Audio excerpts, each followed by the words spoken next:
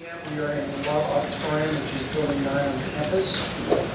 And as a matter of housekeeping, we ask that you turn on your cell phones to the vibrate or silent mode before the meeting starts. Restrooms are located in the rear, out in the lobby, and the fire exits are to each of your sides. And all board members are present and accounted for. The first item on the agenda is the Pledge of Allegiance. Would you please rise and say the Pledge of Allegiance? I pledge allegiance to the flag of the United States of America and to the republic for which it stands, one nation under God, indivisible, with liberty and justice for all.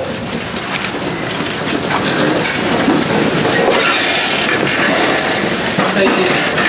Before we move on to our first item on our agenda, I'd like to recognize Representative Julie Mabry. She's here in the audience with us. I want to thank her for attending our meeting today. Thank you very much. Item number 3 on our agenda is the reading of the school board team norms, which will be read by Mr. Michael Daly, Vice President. We will act as one body, not as individuals. We will respect each other's views and values. We will stay focused on agenda topics and limit personal anecdotes. All school board members will receive equal access to information. Thank you, Mr. Daly. Item number 4 on the agenda is approval of the minutes. This is an action item. Mr. President, I'll make a motion that we adopt the minutes that were provided to us under separate cover. Second. There's been a motion and a second to approve the minutes that have been adopted under a separate cover. All those in favor say aye. Aye. All those opposed? That motion carries. Item number 5 on the agenda is an informational item. It is school probation officer update, and we'll ask Judge Bobby McAllister.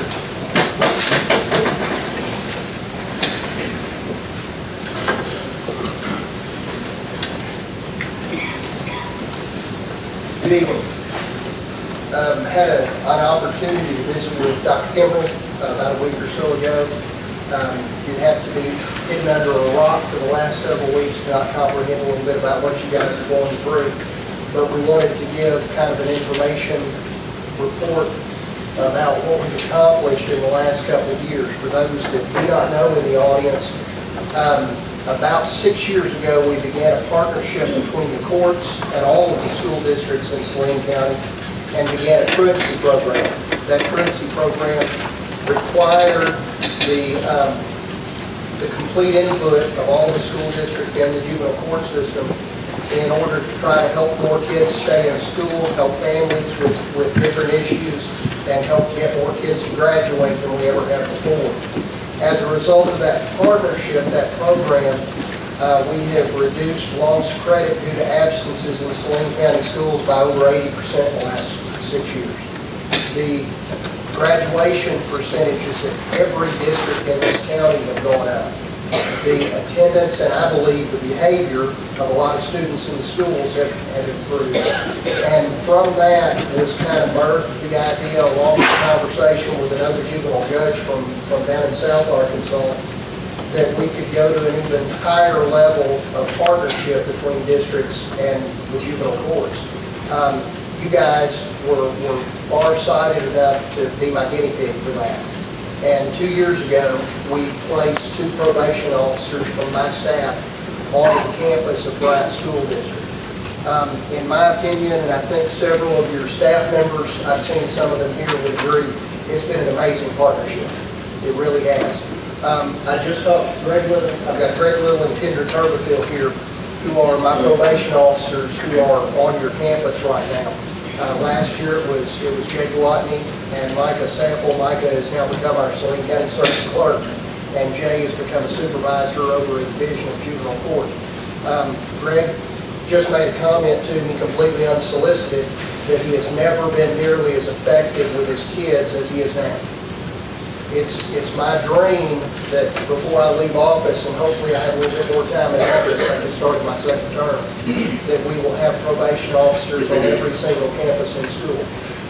What this accomplishes is part of our goal as juvenile court system for Saline County. We don't want to just catch kids doing bad things. We want to help kids make good decisions, help families do right things. And this has allowed kids not to have to miss school for probation meetings. It helps families not have the transportation issues that they have to classes and meetings that we provide. We do a boys council here on campus. We do a girls circle here on campus. We do a substance abuse group here on campus. And we have probation and truancy meetings right here on campus. Our probation staff meets regularly with students who are at risk, not just those that are in trouble, and with kids who aren't necessarily at risk but may be having problems and issues. We keep a log. And I didn't print the numbers out for you tonight. We can produce those at any time we want to. We keep a log of our contacts, and there's lots of them. Our folks go out at lunch duty and assist your staff with lunch duties. We assist at bus times, and we're just there. Some people say it's a great partnership between us and school resource officers. I see Jensen Pate over here watching over us, and it's just been a fantastic partnership. I was on the school board several years ago. And I understand that you guys are in a bad spot right now. And last year, you guys voted to give us $40,000 so that we could keep this partnership going. And I understand, and I'm not gonna argue or raise a stink. I understand you're probably gonna have to cut that. I hate it, but I understand it. Okay.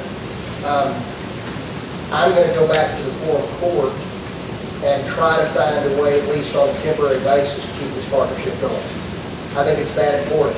I'm going to try to pull somewhere in the neighborhood of $15,000 to $20,000 somewhere, somehow out of the juvenile budget to try to keep this partnership going. I believe it is important enough that we need to do that. I hope that you guys, at some point in time when you get past this crisis, will consider helping us with that, because we're going to do nothing to keep growing. You're going to keep growing. Saline County's going to keep growing. Juvenile criminal filings in Saline County from 2013 to 2014 went up by almost 35%. That's frightening. The level of juvenile crime in Saline County, the number of home invasions, the number of violent crimes, the number of sex crimes, has increased drastically over the last 10 years from the time that I was juvenile prosecutor back in the early 2000s. It's something that we need to be very proactive with, and it's something that I believe is very important to touch early on. So my information is more to try to hold out the white flag and say I understand. I sympathize greatly with where you guys are. I told Shane Broadway a minute ago, I really, really feel strongly for the position you guys are in. And if y'all have any questions for me and my staff, if you'd like to talk about any piece of it, I'll be glad to talk with you about it in front of everyone. Well, I just want to say, I think that the work that your group has done on this campus has greatly impacted the morale, and from what I understand from the resource officers as well as the rest of the staff, issues with disciplinary problems on campus. Just the presence alongside our SROs has made a major difference. So we appreciate what you guys are doing. I think it helps. It's a different type of relationship from state law enforcement. And I don't care how good the programs are. You can have the best programs in the world. If you don't have good people running them and actually putting them in play, they're worthless. And I'm a big believer that you can't discipline a child without a relationship. And when we have our probation officers, and it's a little bit selfish, I'll be honest with you, my probation officers love it. They get to interact with the people that they came to work for me to work with. And it's a fantastic situation for everybody. It makes them want to come to work more, and they're more effective when they're there. So, any other questions for myself, for Greg or Kendra? Any questions from fellow board members? I don't hear any. Judge McAllister, thank you. All right. I appreciate it. Thank you very much. Again, good luck with all of this, guys. Anything we can do to help support you. Our truancy program our partnership here, man, we're all at risk. I'll be honest with you. And we're going to try to find some way to keep it going because, as my Chief Juvenile Officer, Carol Child, said last week, it's too important to let go. The Quorum Court Secretary, Rhonda Richards, looked at me when I went into her because I wanted to be real upfront with Quorum Court. She looked at me and she said, Bobby, it's too important. We can't lose it. And so we're going to try to find some way. I hope that when you guys get through this crisis, that you can come back and help us again also. But I wish you all luck and warm. Like I said, I've been in your position. I've been in your position with having difficulty with facilities. I was with Benton when we, on the board, when we came up $27 million short on facilities.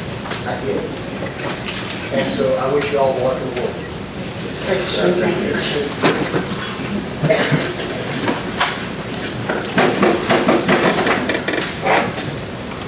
Item number 6 on our agenda is the 2015-2016 proposed school calendar, and this is Mr. Alan Scott. Yeah, as you know, every year we, with the PPC, we get together with the administration, we come up with some ideas to change the schedule for the following year. And before you on the agenda, you see several. We had 3 calendar proposals this year, and basically they were all the same. The main difference with them was when we incorporated snow days in or not. And after going through it and sending it out to the staff for vote, we wound up with calendar B as the one that won the vote. So we're presenting that to you for your approval tonight.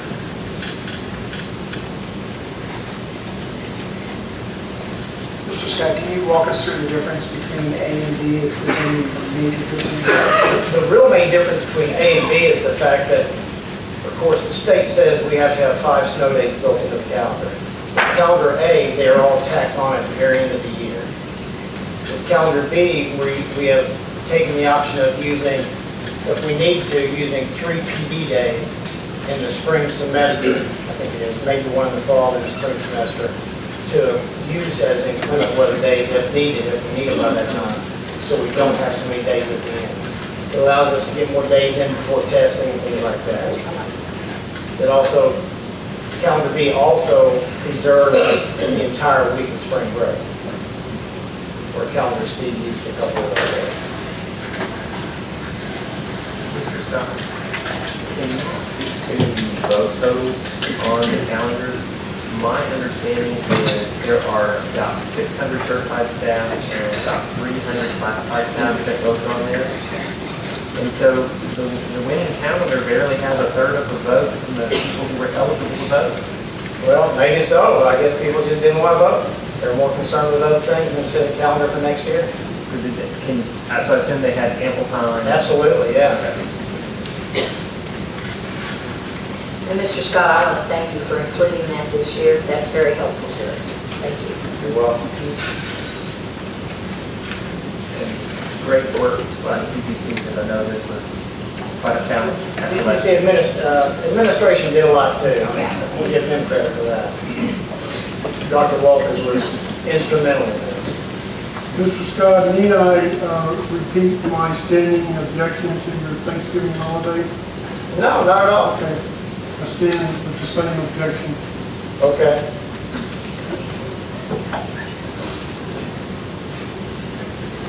Are there any further questions or comments from my fellow board members? I appreciate it. Thank you.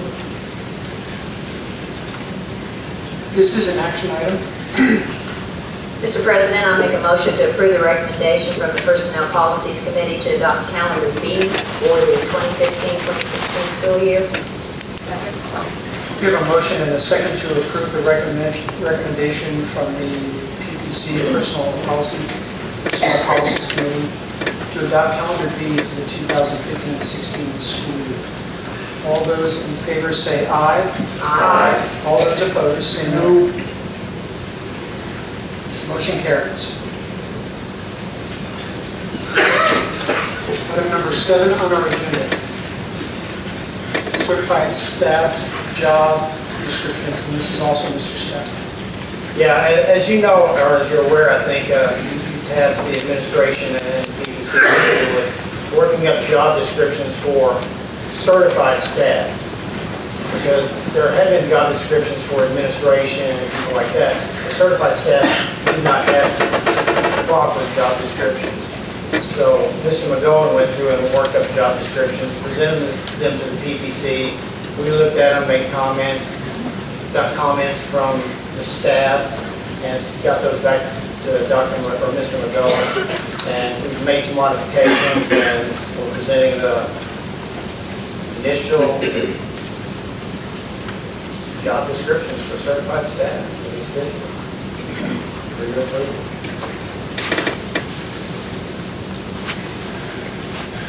Dr. Kimball or Mr. Scott, can we speak to how these were developed and what consultation teachers and administrators had into these? Yes, sir, I will. I mean, I'll say it from the administration's perspective. Mr. McGowan utilized an HR program, and we developed from that the essential functions as well as the descriptions as to exactly, as you see these, the different, not only job functions, but the work environment, the expectations of skill sets, etc. We went through these individually as an administrative team. We also provided these then to our building level administrators and also any division leader, administrator, and then they were provided through Mr. Scott and the PPC to all staff members. Took feedback. Mr. McGowan made changes, and then we took it back to the Personnel Policy Committee and back out to the staff, and the PPC met a week ago. Yes, sir. To look at these and voted to approve these and bring them forward to the board. So they've been in the process probably 4 or 5 months now.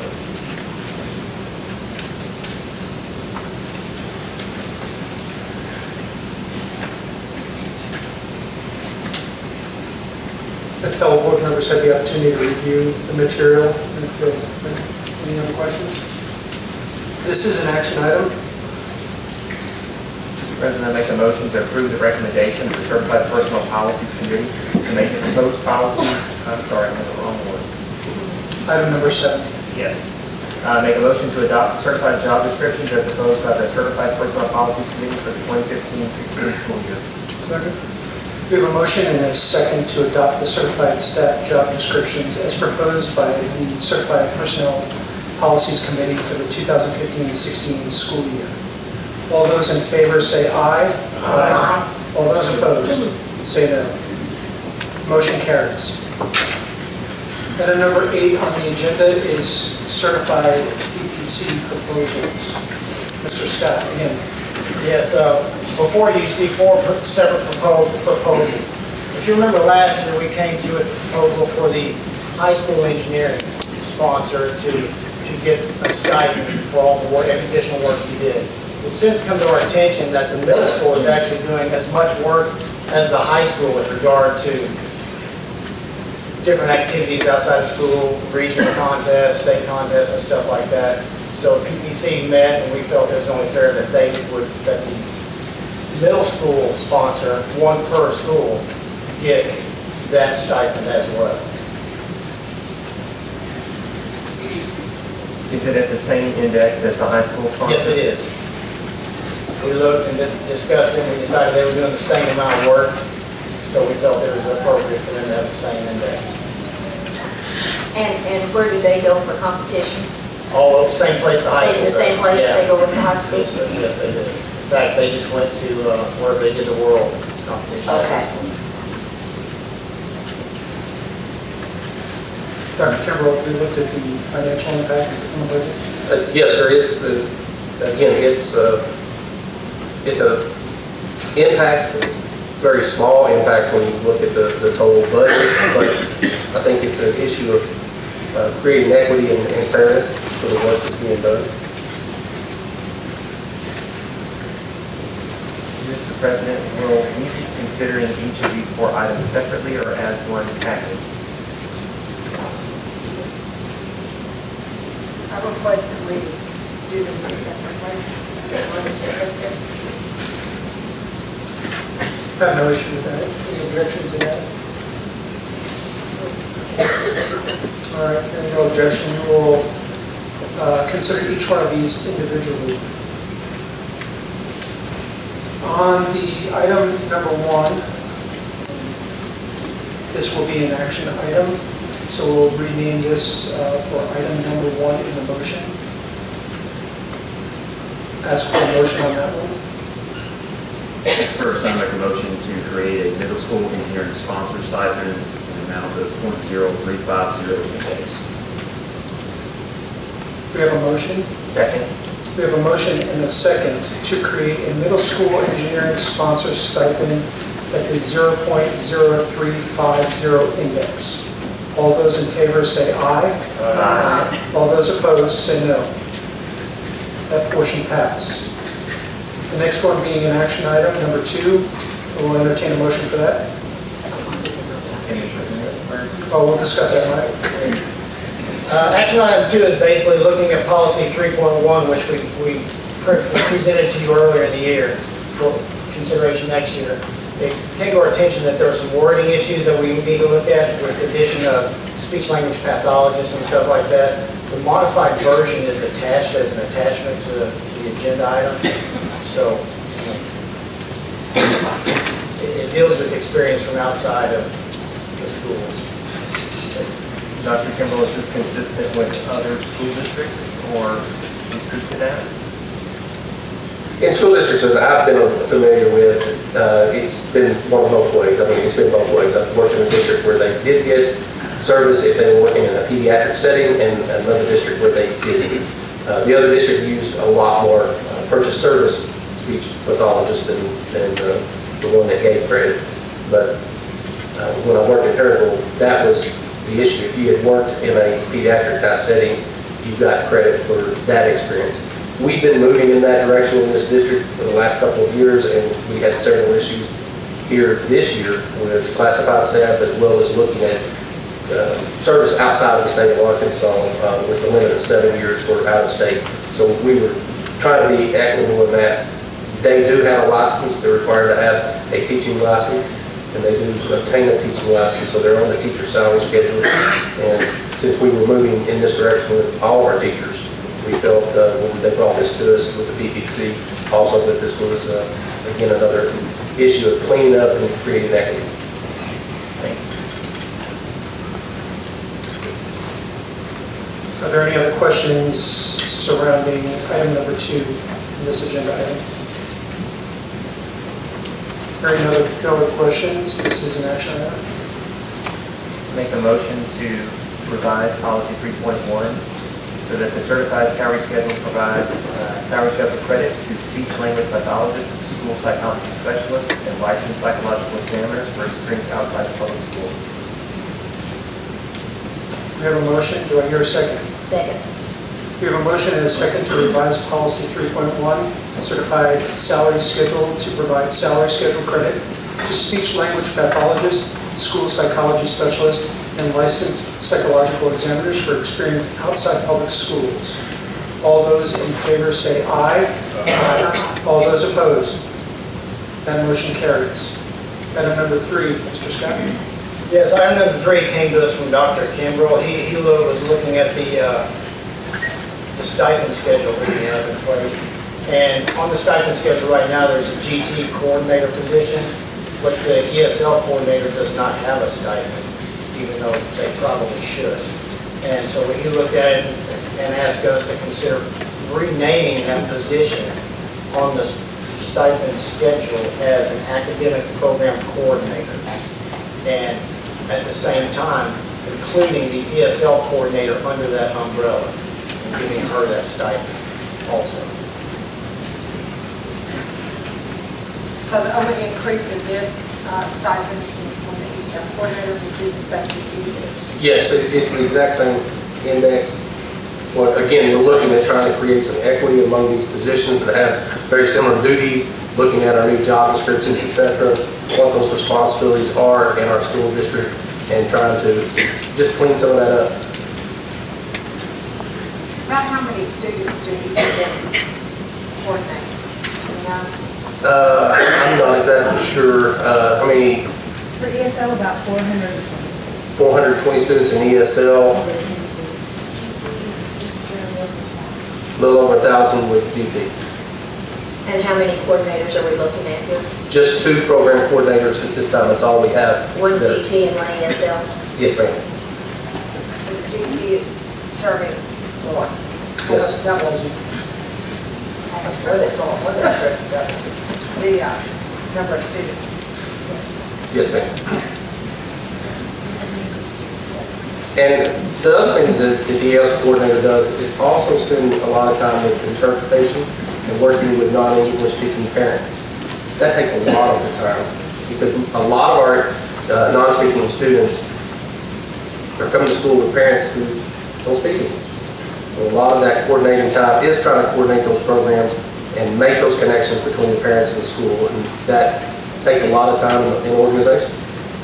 So do most schools our size have an ESL coordinator that's paid separately like this? Yes, ma'am.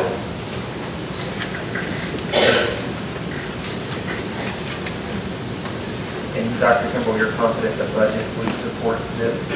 Well, again, it's the budget that we know we're going to have to work on, and we've got several issues to deal with tonight on that. But, you know, these are the things that we started several months ago, and I think there's some equity issues here when we look at what people are expected to do and the job that they're expected to perform. And in this case, we've got probably one of the fastest growing populations that we have in our district with our ESL population, and being able to meet the needs of those parents as well as those students that they care about. I think it's also indicative when we look at some of the grade reporting that we see lately, that is a population that we're going to have to work to close that gap. And in most districts, Dr. Kimball, is the multiplier close or the same? Yes, ma'am. And that's what we looked at is what are those responsibilities? How do they have to follow not only the ESL and GT teachers, but also the program as a whole? And we felt like they were very similar. That's what we asked the EPC to look at and discuss. Do we know exactly how successful our program has been at moving ESL students? My understanding is the ESL program is supposed to work with students and enable them to actually become part of the general school population, is to give them over that hump of being a student that doesn't have English speaking at home, or it's not their first language. How successful is our program doing that? I don't know that I can answer that right at this time as far as when we talk about success or we talk about closing the gap between non-English speaking students and English speaking students from benchmark or state assessment. Dr. Walters may can address that, I'm not sure.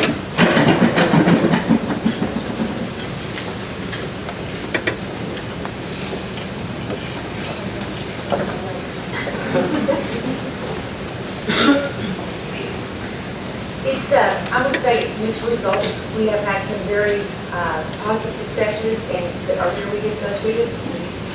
People we see every day. Also, another characteristic of that population is that they have a very high mobility rate, and so a lot of times the students that when we get them and they begin our ESL program, we don't keep them for a long period of time. So it's very hard to look at longitudinal data to determine is our program being effective. So we'll have one ESL coordinator. Yes, ma'am. How effective is one to get around to all of our elementaries? Tell me how that's coordinated with the teachers and... We have 4 ESL teachers, and Ms. Cox, who currently is actually serving in that role, she just does not receive the index. She does some teaching at the high school just because we're so short-handed at the high school. She meets with the ESL teachers every Monday. They have a PLC.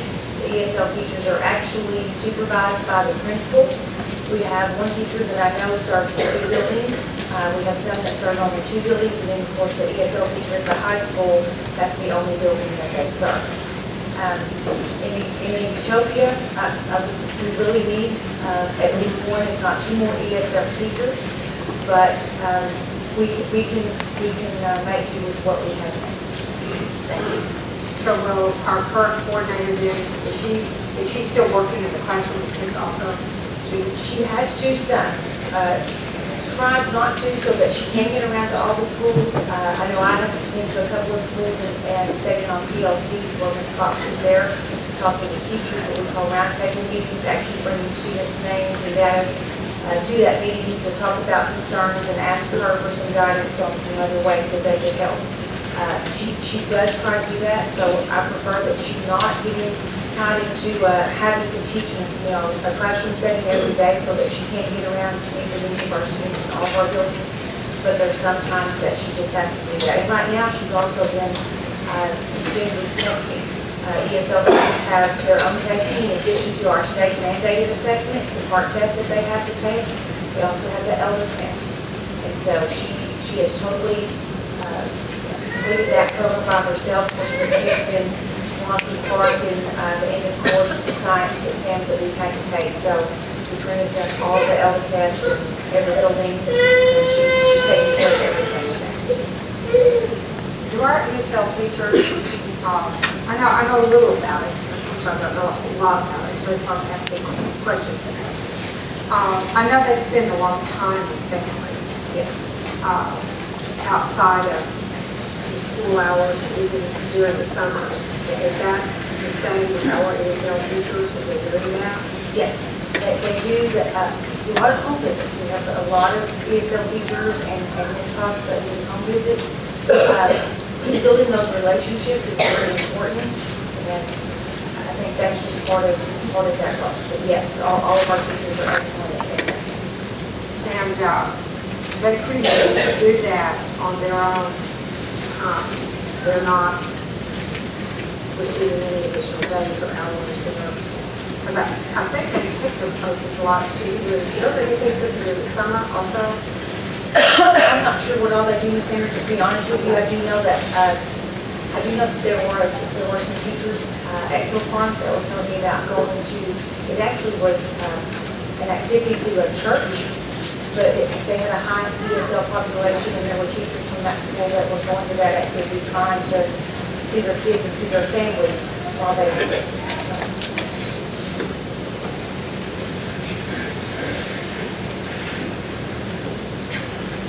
Any more questions from fellow board members on this one? Item number 3 on agenda item number 8. Hearing no questions, this is an action item. Motion to rename the GTAP coordinator and the ESL coordinator positions as academic program coordinators at a 1.110 administrative contract multiplier. I have a motion. Do I hear a second? I have a motion and a second to rename the GTAP coordinator and the ESL coordinator positions as academic program coordinators at the 1.110 administrative contract multiplier. All those in favor say aye. All those opposed say no. Motion carries. Item number 4, Mr. Scott. And finally, the last item is to adjust the contract days for the ESL coordinator from 195 to 205. Make it, I believe that's the same as the GT coordinator. What, I'm going to ask questions. So sorry. Feel free. Dr. Kimball can answer. What are the expectations of the ESL coordinator here, those extra days? Dr. Walker's been working with the ESL coordinator.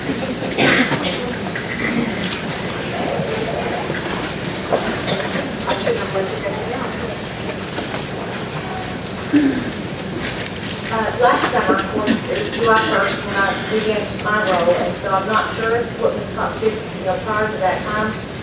I know of at least 3 weeks that she worked after I started in July 1. We do have families that will come and enroll in the summer. She works a lot looking at their folders, trying to see their needs, and Katrina also does a lot of translation for us. She translates our student handbooks when we get those complete. She translates those into Spanish and the other forms that we have. We don't send that out to a service, and It's very expensive to do that, so she saves us a lot of money by taking care of that for us. What type of things should GT coordinator do with their extra days? In the summer, probably close to a week is spent when we get our AP exams back. That, of course, the GT coordinator is also our AP coordinator. And last year we gave over 1,100 exams. And so when that data came in, there was quite some time when she spent going through that data. Also, I would say her dates at the end of this year, wrapping up, there are a lot of GT reports that are due to APE. We have some expenditure reports for GT, just some programming type reports, basically, what we've done this year. And so those types of things she does at the end. And then at the beginning of the year, kind of the same thing of looking at PD needs from GT teachers, looking at folders and new students that have, we've received, they've asked, or our students that have left us that were GT students, that type of thing. Hopefully, extending the days of the coordinator like this will help some of our teachers maybe that could do a lot of things, they won't have to be called upon to do this. And I also hope that these days will help us have some things done ahead of time, and not that if we come out before school starts, where it sometimes seem to get lost in the shuffle because it's just so hectic. So maybe we can have some things done ahead of time. Thank you. Before I leave. Do you have any more questions? Hearing no more questions from fellow board members on item number 4 of agenda item number 8. This is an action item. Make a motion to adjust the contract days for the ESL coordinator from 195 to 205. Second. We have a motion and a second to adjust the contract days for the ESL coordinator from 195 to 205. All those in favor say aye. Aye. All those opposed say no. That motion carries. Thank you. Thank you, Mr. Scott. Next item on the board's agenda is the board policy revision, section 8, first read. And this is Mr. McGowan. No, we don't should have all been sealed here. There's a lot of empty seats over here. Board members, as you know, we've been bringing these to you section by section. Each time for you to review either as a first or second read. We'll be happy to know Section 8 is the final section of personnel policies period for you to look at this year. I sent these to you on March the 30th, and so I know you've had a little time to look at them tonight. They're just being presented to you as first read. They'll come back next month as second read items for you to consider for approval. When's the cutoff date that you need?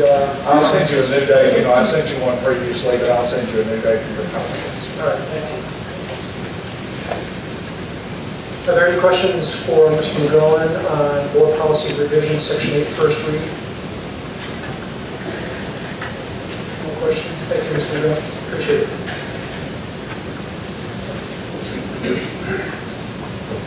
Item 10 on the agenda is the facilities plan, and this is Dr. Tom Kinger. Thank you, sir. Let me begin by saying that on March the 11th, both Chairman Ferguson and I received a letter from the Facilities Division notifying us since the failed passage of the millage that was expected to fulfill the district's facilities master plan actually failed.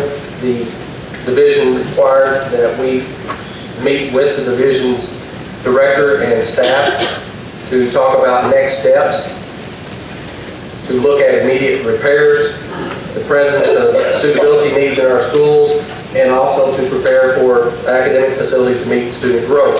Mr. Ferguson and I then went and met with Dr. Stein and the Facilities Division, understood what our requirements were, and then received a letter from Dr. Stein and the Facilities Division on March 30th asking us to move forward with developing a plan to meet our suitability needs in the district, as well as a plan that would also take care of the growth needs in the school district. They did acknowledge that with the construction that is occurring currently at Davis and at Collegeville, as well as the planned renovations of HVAC electrical upgrades here on the high school campus this summer, we will have met the immediate needs that we had in the plan.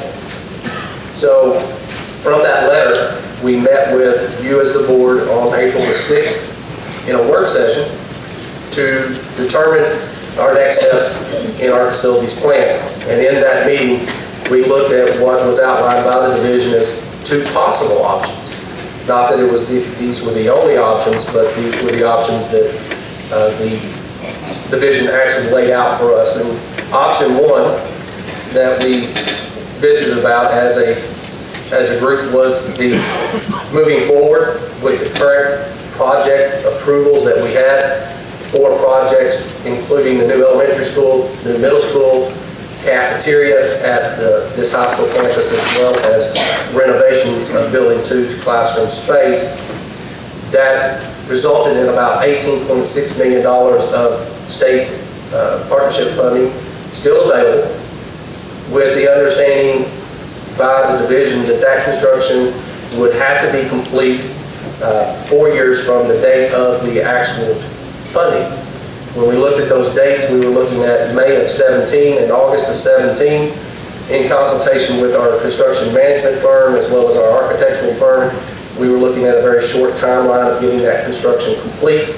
That only being based upon a successful millage election as early as possible in calendar year 2016. After talking about the advantages and disadvantages, we looked at option 2. The option 2 was to return the money back to the facilities division, resubmit those projects or additional projects or revised projects in the facilities partnership project submittal of 2017-19 funding.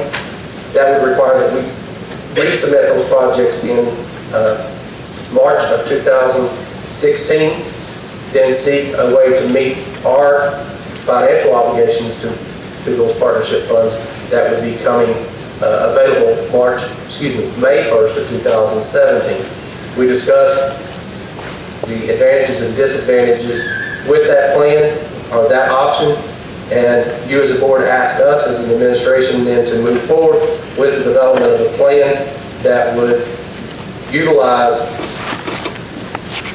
the opportunity that we would have to resubmit those projects under a different suitability formula, as well as a new wealth index that would be advantageous for us as a district. So what we provided is an outline of what that program would be. First and foremost, we would notify the division that we would voluntarily return the money that was set aside for those 4 projects, knowing that it would be a very difficult task to turn around and have a millage election in January of 2016, and then turn around and try to have the construction complete in less than 14 months. The idea of trying to do that in talking with construction folks was you would be looking at anywhere from 15 to 30% additional cost to try to get those kinds of projects completed within that time frame. So the first step would be to return those dollars, and then we would resubmit our facilities master plan. That master plan would have new projects for partnership approval and funding in the 2017-19 cycle. That would still possibly include the new elementary school, new middle school, new cafeteria here on the high school campus, and the conversion of space in Building 2 from currently office and media center spaces into classroom and instructional facilities. We would submit these prior to May 1, 2016, and then we should know by December of 2016 whether those projects are approved. Since they have been approved previously, we feel pretty confident they will be approved. We should then receive official notice of approval and funding by May 1 of 2017. Also, we would have to take into consideration the fact that we have approval of the conversion of Bryant Middle School to a Bryant Junior High, a reconfiguration of 8 and 9 on that campus, moving the 9th grade students off the high school campus. That project was approved. It was approved in May of 2014, 2014. And so we have 4 years from that date to complete. Any plan that we would have would need to include the district's obligation to meet that financial requirement. So we're looking at what are those funding opportunities. We've looked at and we're instructed to look not only at what we could do with budget savings, what we could do with our current budget, our current building fund savings, what our current ending balance were, and to look at future elections to either refinance, restructure, extend, or increase the mills in order to raise our district's match of state partnership funds. I will remind the board and the audience, this is probably an option that if we're not successful in this particular plan, the state is going to be very concerned about us being able to house the students that we currently have and the projected growth that we know is coming in the school division. That's an overview of the plan. Also included in your packet is a copy of the letter that we have would propose that we would send to Dr. Stein and the division, relinquishing voluntarily those dollars and then outlining exactly what we would be doing with our master plan and the submission of projects in the 2017-19 project cycle, stating that we believe that if we're successful in completing those projects and funding those projects, we would meet our current suitability needs as well as our growth needs until the 2019-2021 project funding cycle. Do want to make sure that everybody understands that this is not the same 10-year plan that we had presented in the last planning cycle in millage election, but this would at least get us out to the next funding cycle in which we could submit additional projects if needed and find a way to fund those. So we're asking for your approval of this letter and the plan as we move forward, working with both the division and Chairman Ferguson to go meet with the division and present this plan and see if we can get approval to move forward.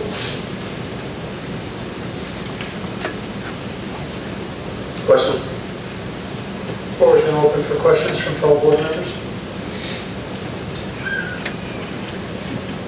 Dr. Kimball, just for clarification, we have not received $18 million from the state. $18 million has been set aside for future building for Bryant if we meet certain conditions. Exactly, yes, sir. Okay.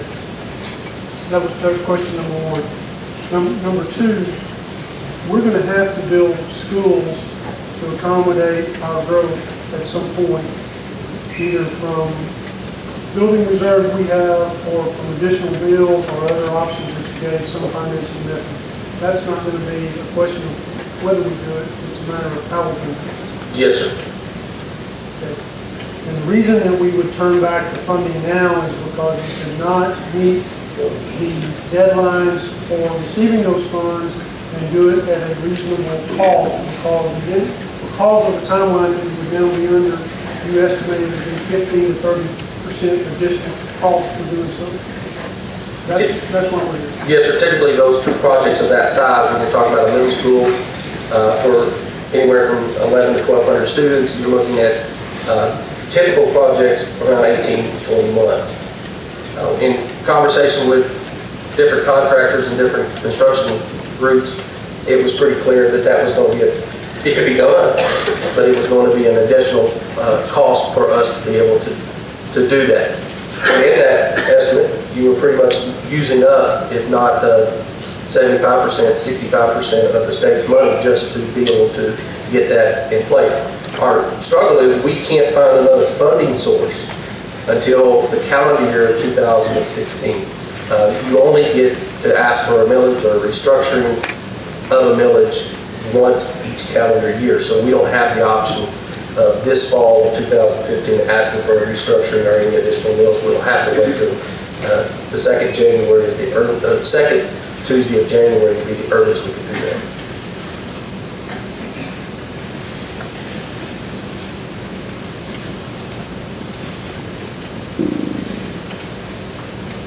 This letter in no way locks us into a certain way that we would go about finding that money for the match. No, ma'am. Options open. Yes, ma'am. It leaves all those options open in the next to last paragraph. We state clearly that we would utilize opportunities provided in future school elections to refinance, restructure, extend, or seek additional meals. So all of those options would be available to us to be able to do that. Now, we do commit that we're going to work to generate savings to try to help with that.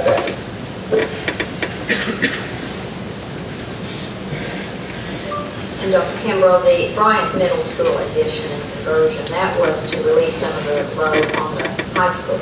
High school and middle school. High school and middle school, and we will know on May the 1st, 2015, if we'll receive state partnership funding on that. Yes, ma'am. We do have approval of that project. We received that approval notification in the fall of last year, and on May 1, well, actually, I think they've got a commission meeting on April the 28th or 29th that they'll actually the commission will officially approve those projects for funding, and I feel pretty certain we're going to get that funding. Well, my concern is we can't do that until we have a new middle school built. And I guess my burning concern is the overcrowding at the high school. We know that we've got how many on the high school right now? A little, about 2,700. About 2,700.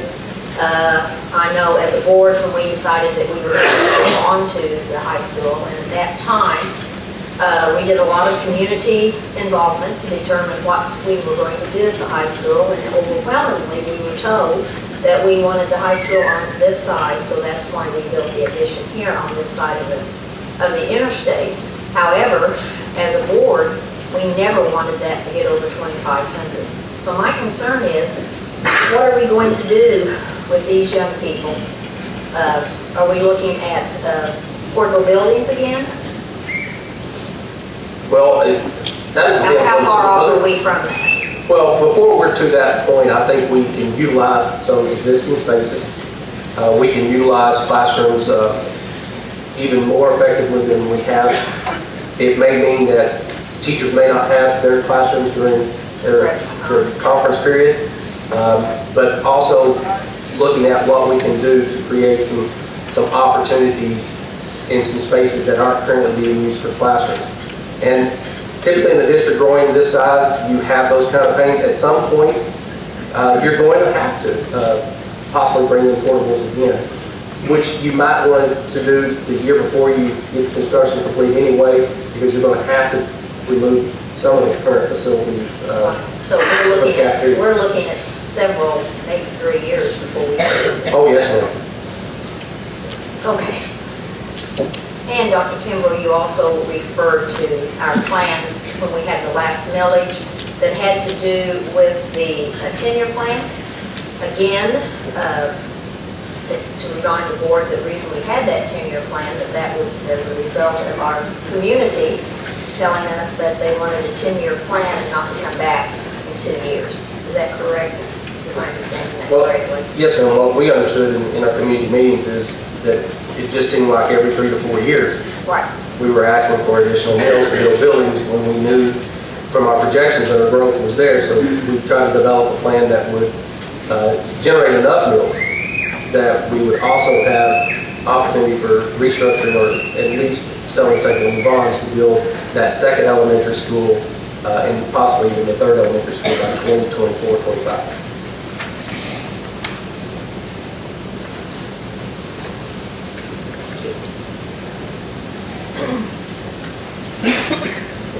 Also, this plan only includes classroom space. Well, it includes... Cafeteria space.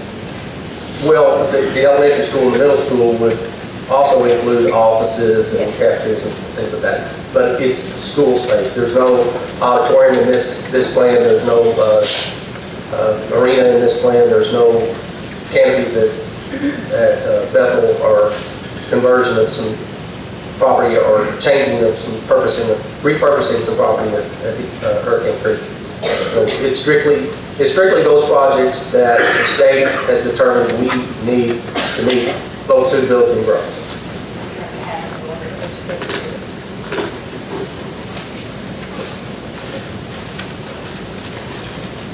Are there any further questions or comments from my fellow board members? Hearing no questions, this is an action item.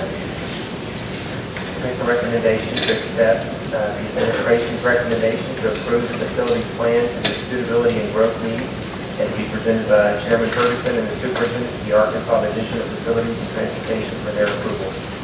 Second. We have a motion and a second to accept administration's recommendation to approve the facilities plan to meet suitability and growth needs, and to be presented by myself and the superintendent to the Arkansas Division of Facilities and Transportation for their approval.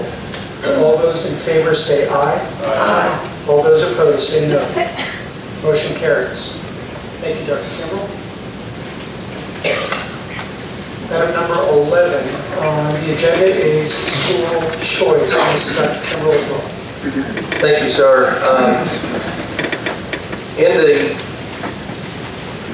last legislative session, we saw a change in the school choice law. And in that change, which has become Act 560 now, there are opportunities and obligations of the school district to look at school choice and what it does in regards to your programs and your capacities. And the district growing at the pace that this district is growing, and from what we heard out in the community with our millage campaign, school choice is a huge issue for this district. We do and have seen school choice have, I think, a positive impact, one, on the diversity of our student population, two, on some challenges that it's created facilities-wise, and three, what it's done to generate ADM, which generates funding for schools. But when we look currently at our facilities and our program capacities, we're at 90% or above at all of our campuses, with the exception of Parent.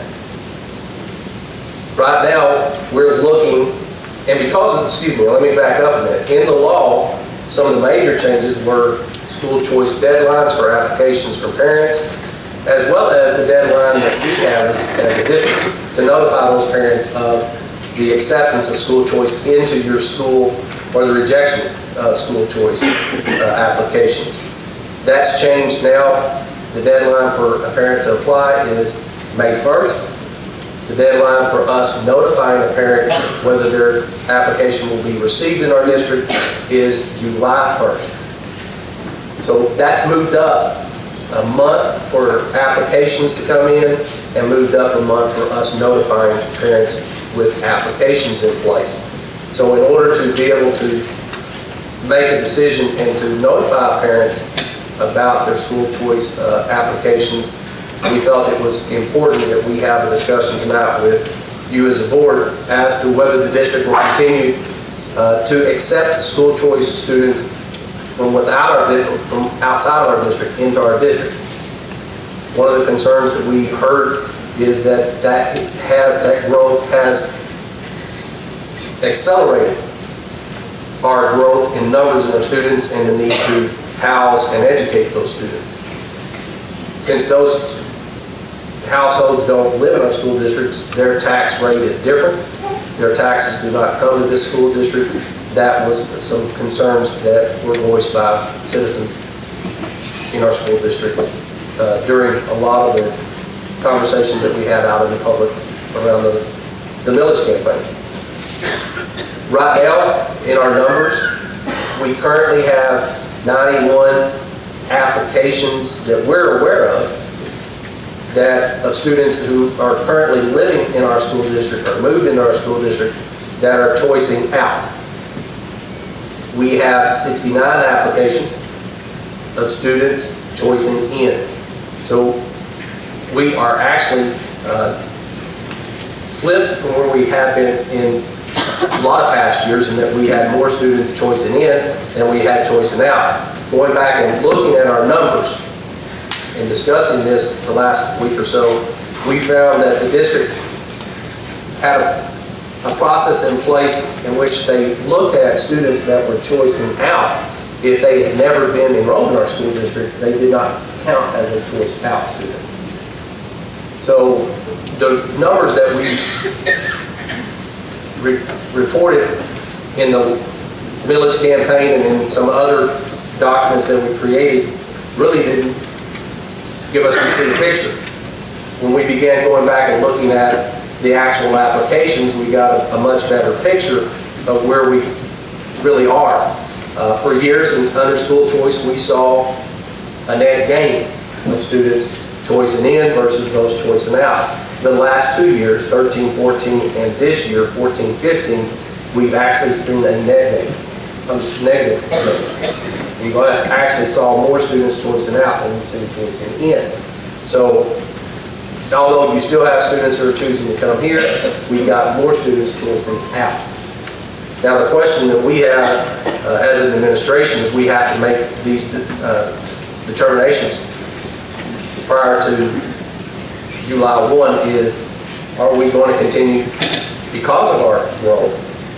Now remember, we're still growing about 250, 300 a year over the next, and projected over the next 2 years to grow at 300 students. We're still having people move into our school district, attend our schools. We have some moving in and choosing not to attend our schools, but choosing to attend other schools within the area. Primarily, we find that they're going to Benton, Bauxite, Harmony Grove, and some in the Perryville. So I thought it was important that we have a discussion and paint a picture, a clear picture now that we've asked enough questions about school choice to know how that's worked in the past, to give you an idea that that's kind of, it still is part of our student growth number, but it's not at the rate that it used to be. So the question that we have is, do we continue to take school choice students from out of other school districts, or do we look this year at possibly not taking those students? It's a year-to-year annual decision, so it's not anything that is permanent, but looking at this as a means of, one, do we slow our growth down for facilities, therefore delaying, Ms. Sanders, some of your concerns about what we're going to do at the high school. Now, I mean, these students are spread across from K-12. It's not a majority at the high school, a majority at the elementary school. We see them across the gamut at all grades.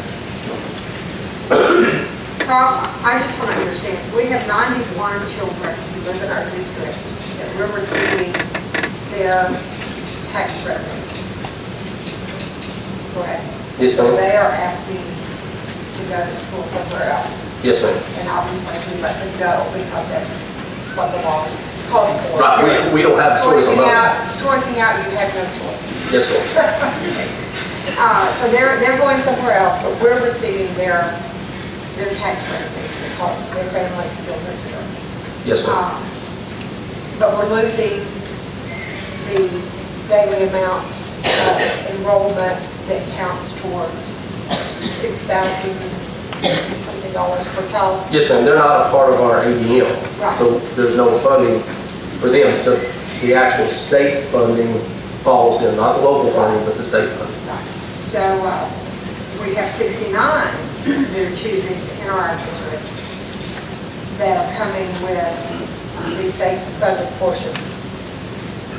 But they're not paying taxes because their families don't actually live here. Correct. So for this year and last year, we've seen more leaving than coming. Yes, ma'am. Prior to that, we saw more coming in, but it wasn't a huge amount, was it? I mean, No, ma'am, it was kind of interesting. It kind of leveled off there 3 years ago. Before that, getting quite a bit more. Before that, quite a bit more. So in the last 7 years, right now we're compiling those numbers because we didn't have, we were having to go back and look at every application now. We've got between 250 and probably 500 students that are that had choice in that were a net gain. But We're having to look at what we lost. Okay. So we still don't know what we lost. And the other issue is the Axan system and the eSchool Plus system doesn't have a way of continuing to track whether those students, because when they come in as choice, they come into the system as a student. And right now, we don't have a way of tracking whether those students leave or if they may even move into the district and become an actual resident. So we don't have a way of tracking that. We're trying to create that within our own system if possible so that we can keep up with that. And in the grand scheme of things, we've grown in 7 years, 2,000, 3,000, and only a small handful are actually. The net gain out of, I think it was 2,160 students that we've gained in the 7 years since choice has been an option. And I think the net gain of 256 is what we had. For school choice. Through school choice. That's taking those that choice out and those that choice in. Very small. And if, on the school choice, if we reject school choice applications, that's in and out? No, ma'am. Just in? Just in. Just in. Yes, ma'am. They can leave. Can we, and each year we get to make this decision. Yes, ma'am. So if we see a reversing trend where suddenly we're becoming aware that the numbers are in the opposite direction, we don't have to accept it. In this decision, do you make the decision now and allow the 69 who are already applicants to stay in the more, or is it all those 69 who've made application, we have to reject them? Well, and again, we have to notify the parents who completed the applications by July 1. We're bringing this forward today because we think it's important that we communicate. Because again, May 1st is the deadline, and people need to know where this district is moving in that direction, how they're moving in that direction. It's not imperative. We don't have to make that decision in April because of the July deadline, but we thought that it was important to start this discussion. And if you feel strongly one way or the other, make the decision. But we have to have a decision, I think, well, we do have to have a decision by July 1.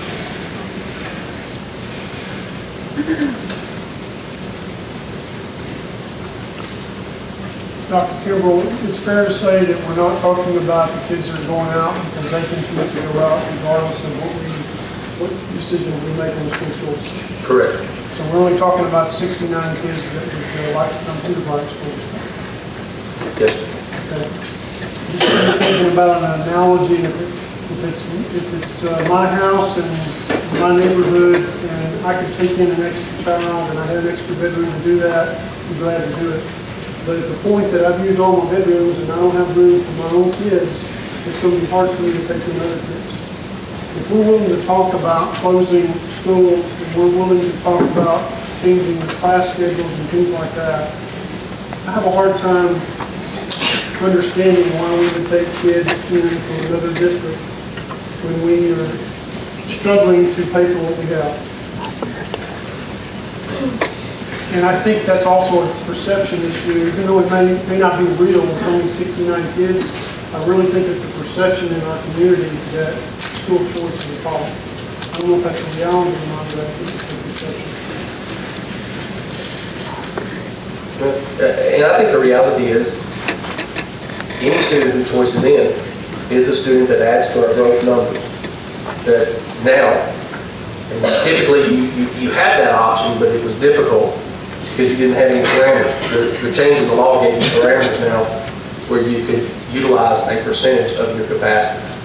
In the past, it really was an issue you could, and the district has exercised that a couple of times, but it also was challenged once by the state, to the state board, and the district lost and had to accept the student. So now you've got something that's definitive that you can actually go if you are challenged at the state board level. And that's what precipitated these day changes, is the ability of a parent to appeal to the state board the rejection of their application. If we use the old date of August, before the state board could actually hear it and get through it on the agenda, sometimes it was September and October before that hearing was held. And this moves everything up so there will be an appeal.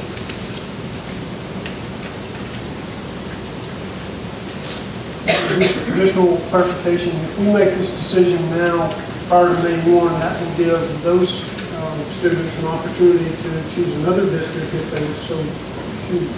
Yes, sir. A parent of a student has as many options as they want to exercise. They can only exercise one, though, in each year. So they can apply for different schools, different districts, but once accepted, they have to choose one. If they have more options, they have to choose one of those multiple options that they have. Of those 69 students, do we know if any of those students have siblings already close into the class? Yes, right now of the applications that we have, and remember we're 10 days away from the deadline for applications, we have 9 students that are currently, 9 choice students who already have a sibling in the district. And the school choice law is real sensitive about siblings, but the new law is silent on whether that overrides or not. The law is still pretty clear that if you run into a situation, even with siblings though, if it would put you out of compliance, cause you to hire more teachers, build classrooms, etc., then you have the option of denying even siblings. Personally, I think that creates some problems when you want to split families up Not what we want to do. between districts.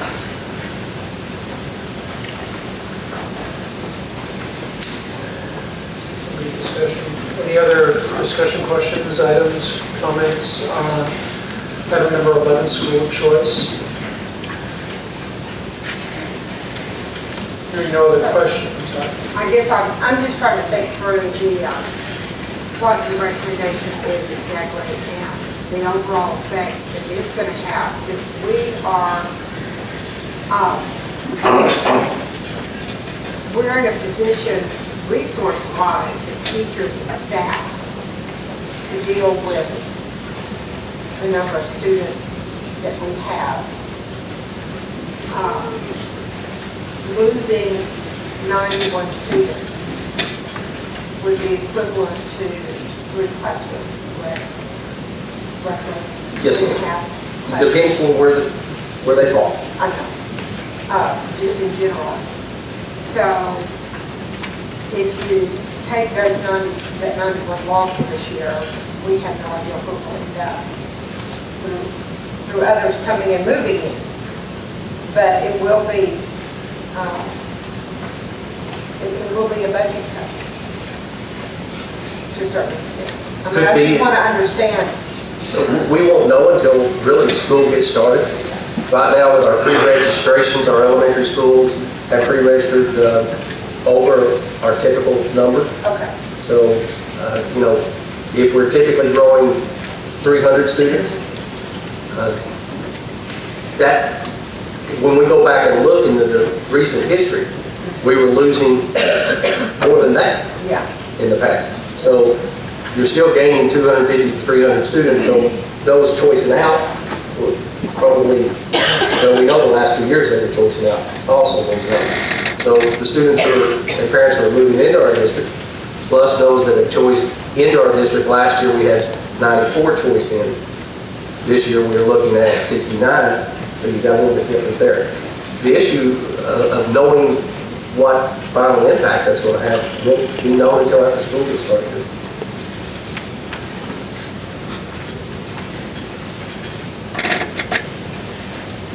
One thing I do want to point out, Ms. Sanders and the rest of the board, is I know that those students are choicing out, but they're also not an education issue for us to have to fund also. So you don't have to educate. Yeah, that's right. I mean, that's why I was I think that was your point of the yes. tax base and everything else.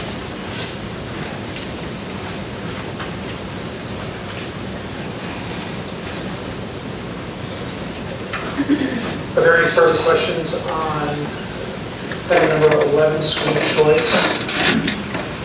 Any comments?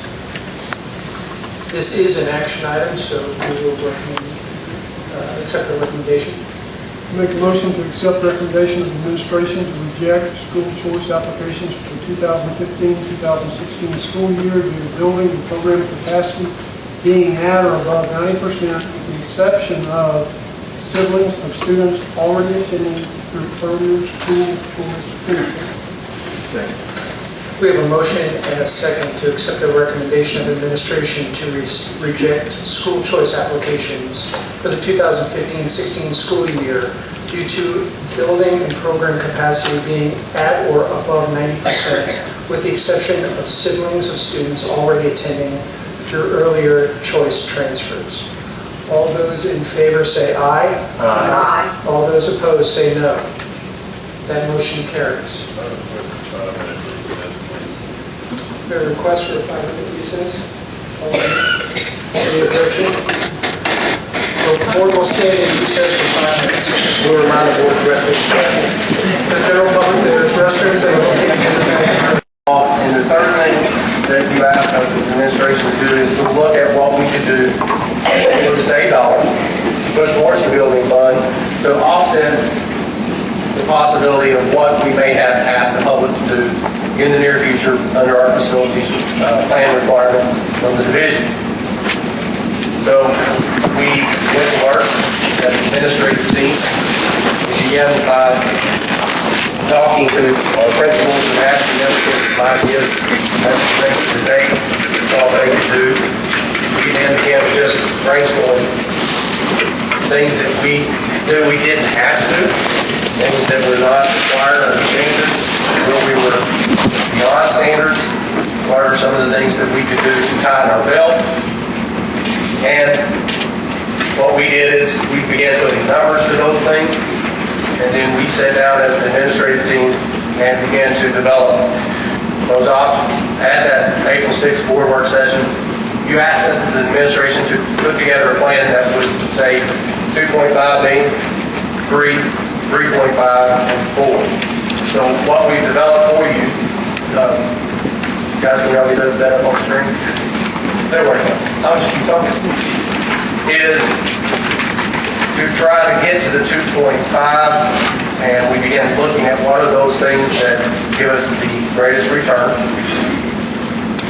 that we don't have to have, that's over the standards. What are those areas in which we have inefficiencies? And what are some of the things that we can do to try to save these dollars? And we went back and forth with a lot of different things. We prioritized once, we reprioritized twice, we reprioritized 3 times. We had a lot of other things that we talked about, but we settled on a plan. I think everybody in the audience has a copy of it. We can't get it up on the board. And that's probably my fault. We'll move everything down there instead of up here.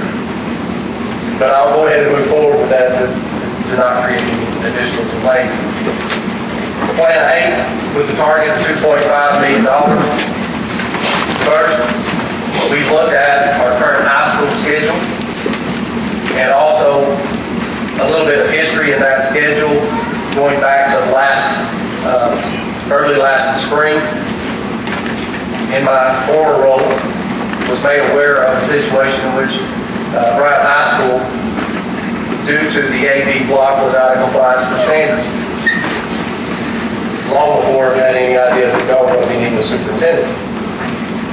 And from what we understand, and then was actually proven, we had an attorney at the Department of Education who had left the department, but had actually given a letter, an email letter to Bryant School District at the high school, stating that it would be okay to move from a 4x4 block to an AB block and assign teachers more than 150 students per year.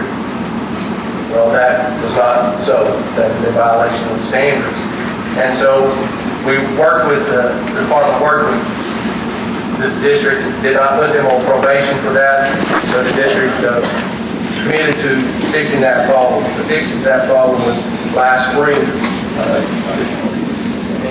Oh, we got it now? Okay, so what the district did is last spring, they hired 13 additional teachers at the high school in order to move that number within compliance of standards.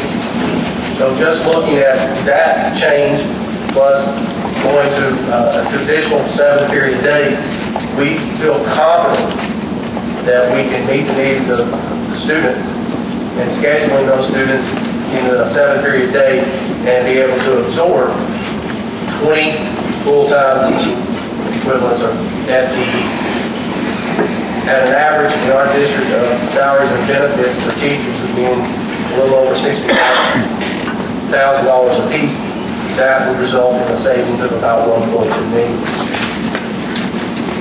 The second thing we look at is Bryant Elementary campus, approximately 74 students at the cost that we have with what we know our staff salaries and benefits are, about $800,000.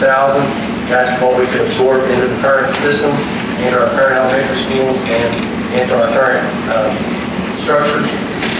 Technology equipment that could be actually brought back into other campuses and be reutilized, $75,000, and then operational costs such as utilities, insurance, all of those other costs that go into operating the school, another $125,000 for the total savings, we believe, of $1 million in year one. Also, we talked to the administration about across the board budget cuts in our schools at the central office of 10%. We would reduce all of our operational budgets 10%, and then a reduction in our maintenance department, technology department, and our transportation department for a savings of $200,000. One of the policy issues that we currently have in the district is emergency leave. In last month's board meeting, we looked at this policy. There were a couple of questions about this policy and its benefit to our staff. We believe it is a benefit. It's one of those benefits over and above any benefit for sick leave I've ever seen in the school district. We still have sick leave, of course, by law for every employee. We also have sick leave banks, both in classified and certified opportunities. This is over and above that. We're spending on average the last 3 years $53,500. That's just paying people who can't come to work and have exhausted all of their sick leave. They continue to get paid their salary. This, again, is one of those things that's not easy to do, but it's over and above what we're required to do by statute. We also see that and believe that we can get miscellaneous savings. These are things that we kind of lump together as we threw them up there on the board. Some of them are difficult to quantify. Others we know we can probably generate some savings, maybe even additional above the $50,000, particularly in implementing an energy management plan. I'm not talking about buying a product. I'm not talking about installing sensors or switches. We have a lot of those in our district already. Dr. Perry can tell you sometimes it works, sometimes it don't. But changing human behavior, changing what we do when we leave a classroom, when we leave an office, when we leave a building, changing how we structure our custodial staff now. Currently, we bring our custodians in on this main campus at 4 o'clock in the afternoon, and they work to 12:30 a.m. the next morning. We also have a crew who comes in at 10:30 at night and works till 6. So we have buildings that are open literally 24 hours a day. And with those buildings open, there's heat running, there's lights on. We believe that by changing our custodial schedules and changing what we do from a behavioral standpoint, we can save some money there. We also talked about a lot of the travel that we have.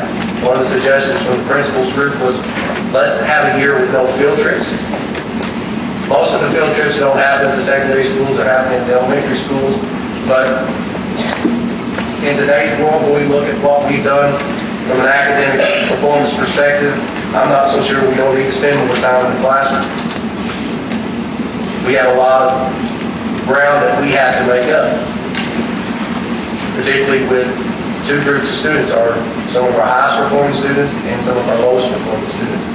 When we look at the A through F scoring and you look at what we scored, it's very apparent to us, and Dr. Walters will go over this later with you, that we have to find a way to continue growing our best students as well as closing the gap between our students of low socioeconomic status.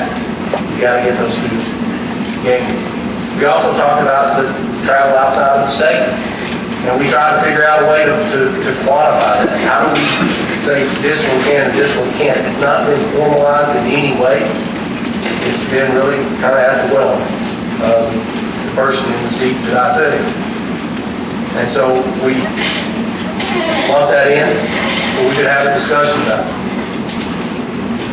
You know as well as I do, you've got a lot of information in the last several days. Does it cost us a lot of money? Will we save a lot of money? I don't know it's so much a savings of money always, although I don't know any of them yet that we've had that are in some way not some cost, so very manageable. I know that staff, parents, students have raised tons of money. I've experienced it as a parent just as recently as last week. My daughter was fortunate enough to be a part of the group that went to robotics. She raised quite a bit of money herself for that whole project. She had the best time of her life. She didn't speak to me for the last 3 days. She's not happy with me, though. We believe that we need to have that conversation from several perspectives. It's not all about saving money. It's about the climate and the environment that we've created in this community. I'll be honest with you, I told people when I came into this district, it's the most prideful school district that I've ever seen. I've never been in a community, and I've been in every school district in the state of Arkansas. But I've never seen a community as prideful as this school district's communities are in their school district. They're also the most giving group that I've ever seen. With the exception when we went for millage money. And what we got as feedback before the election, during all those 40-plus meetings, was, what are you doing with your money? What's the school district going to be efficient in their use of their local tax dollars, their state dollars, and the federal dollars? What are you doing to ensure that you're effectively using those dollars? The other feedback we got a lot of times, I got personally, and we got in groups, was that the school seems to always be asking for money, whether it's a millage, whether it's to support this, pay for this, help with this. You create an environment where I'm not so sure that people aren't, for lack of a better word, tapped out. So looking at the bigger picture, we put this in as part of an overall plan to not save the dollars, but to create possibly an environment in which businesses, community, people, patrons, parents could say, for the better good of all, we use our dollars to support, to ensure that we, one, keep the school district under local control, and two, have facilities that not only utilize to house students, but will be proud of. Also in that, we looked at, because of some of the issues that we have with the conference and with the Activities Association, we have to travel for a lot of our competitions. We looked at the cost and the time lost, and even some of the late nights for our support groups and their travels to support our teams, such as dance, cheer, band, and we looked at, are looking at limiting that to a 100-mile radius of the school here, except during state playoffs or state tournaments.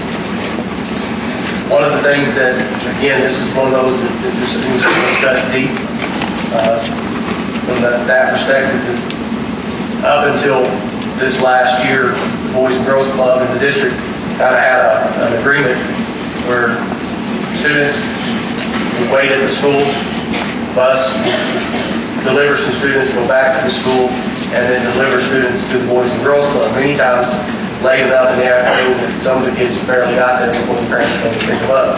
So working with the director, Ms. Passmore, we worked out a plan in which we would actually try to move those students as soon as possible from the school into the program so that they can, one, get their activities and their tutoring done. We estimate that cost to be about $20,000. It's a great program. It's a program that I support. I sat on their board trying to raise money for them, and it's to the point where we've actually worked with them to get a program out of Davis, so that the students out of Davis aren't bused all the way into town, and then the parents, many of them working in Little Rock, have to come all the way in town to pick them up after school. But that's one of the things that we don't have to do. It's not required. You already heard from Judge McAllister. Last year, Judge McAllister came to you in the summer and said, Foreign Court's got the budget. We don't have the money to support both of our juvenile probation officers. Can you help us? And we did. The district stepped forward and paid $40,000 for that probationary program. I think it's a great program. I think you've heard the results of what's happened when we put good people into our schools. Lastly, and people will laugh at this, but we put it on there because we wanted to ensure people that we are looking deep at everything that we have. We were under a contract with a group that was actually maintaining our indoor plants at Hill Farm. We talked to Ms. Armstrong. She has assured us that she will have students and others that can take care of those plants. It's not a lot of money, but it's something we don't have to do, and we need to save those dollars.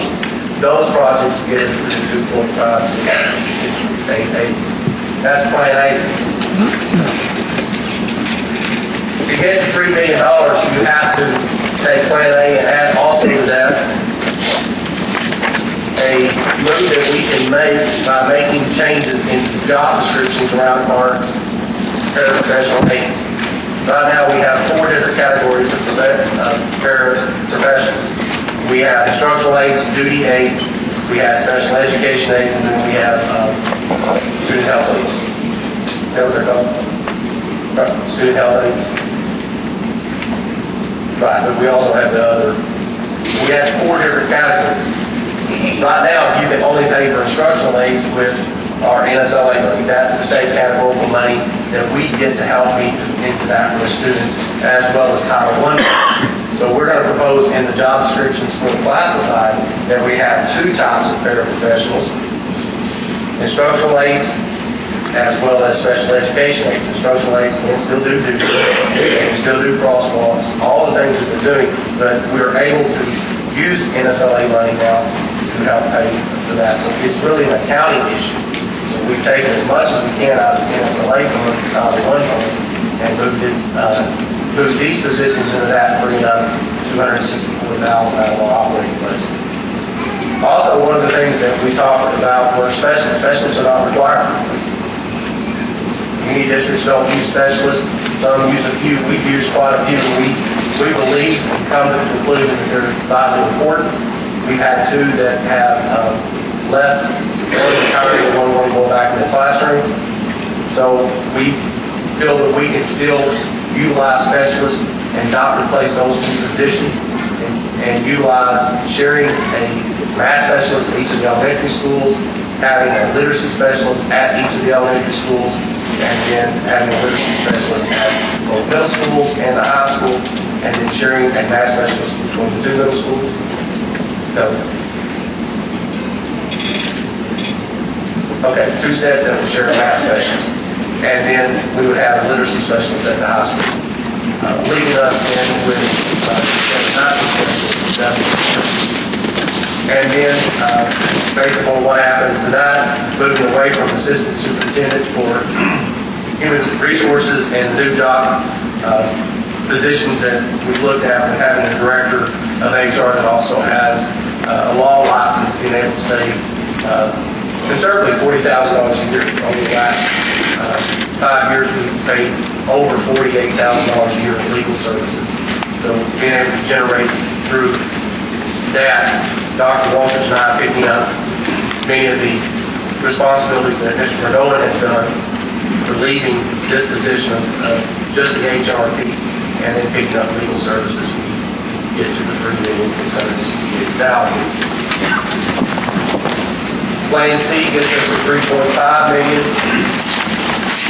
You have to take A plus B and then add C. C, if you remember last year, because of the growth in the student population and not budgeting for that, being very conservative as you went through some transitions last year, you moved money over. We purchased 13 school buses and 2 special ed school buses. We got onto a 10-year replacement cycle of buying 8 buses, 8 regular buses, grad buses, and 1 special education bus, and buying a special ed bus. This plan would require us to reduce that by 2 buses each year and get us off of our rotation. Technology, as you know, we went into a replacement cycle this last year, and also are continuing to work towards getting to a 1-to-1 plan. This would put a pause on that. So you've got $245,000, $200,000, and then currently you pay any new or recertified national board certified teacher a stipend. When they get certified or recertified, each year we spend about $22,000 for that. And also you've made some changes in stipends. Last year, you paid speech language pathologists an annual stipend on top of the required contract under their salary, which is another $33,000. Again, these are things that you don't have to do, but they're things that the district has chosen to do in the past. That gets us to 3.5. Plan B to get to the final $4 million is to increase salaries at the current placement on the salary schedule. Typically, those that are not topped out, as we call it, are at the very top or bottom, however you look at the salary schedule. Those that have typically 25, 28 years in the service would actually not get any kind of, don't normally get don't say that of anything. This would freeze the current salaries for next year at the exact same salary that you need today. That would save about $400,000. And then last on the plan is that right now we support the school resource officers in conjunction with the city of a little over $808,000 a year.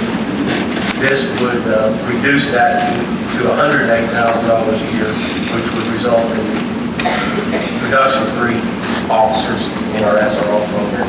That gets us to $4,668,000. Now, my recommendation as we work through this is, can we get to $4 million? Yes. Would that be difficult? All of this is difficult. Not any of these is easy. Maybe the field form or plant maintenance program is pretty easy. But other than that, it's tough. These are not easy times. These are not easy things to do. We find ourselves in this position. And you ask us to bring the plan to you. What I would recommend is that we implement Plan B, which is Plan A and B. We implement next year, 2015-2016 school year, with a target of saving $3 million. Share that. I recommend. Forward to questions from board members. First one I have is, can you speak about the scheduling, the transition from block to 7-period day? What kind of impact is it going to reduce that? Well, we believe that easily we can absorb through attrition, retirements, leaving positions, and also moving possibly some of our high school staff into open middle school staff, 20 positions. So we can meet the needs of students. Will we have as many of some of the electives? Possibly not. Because right now we've got some teachers that are core teachers teaching some electives. But having a 7-period day, we think can create greater opportunities for other electives that we don't have, because Right now, we do double block a lot of our classes. We double block a lot of classes that have multiple individuals in those, such as athletics, band, dance, cheer. When I say double block, that means that they meet that period every day, 5 days a week.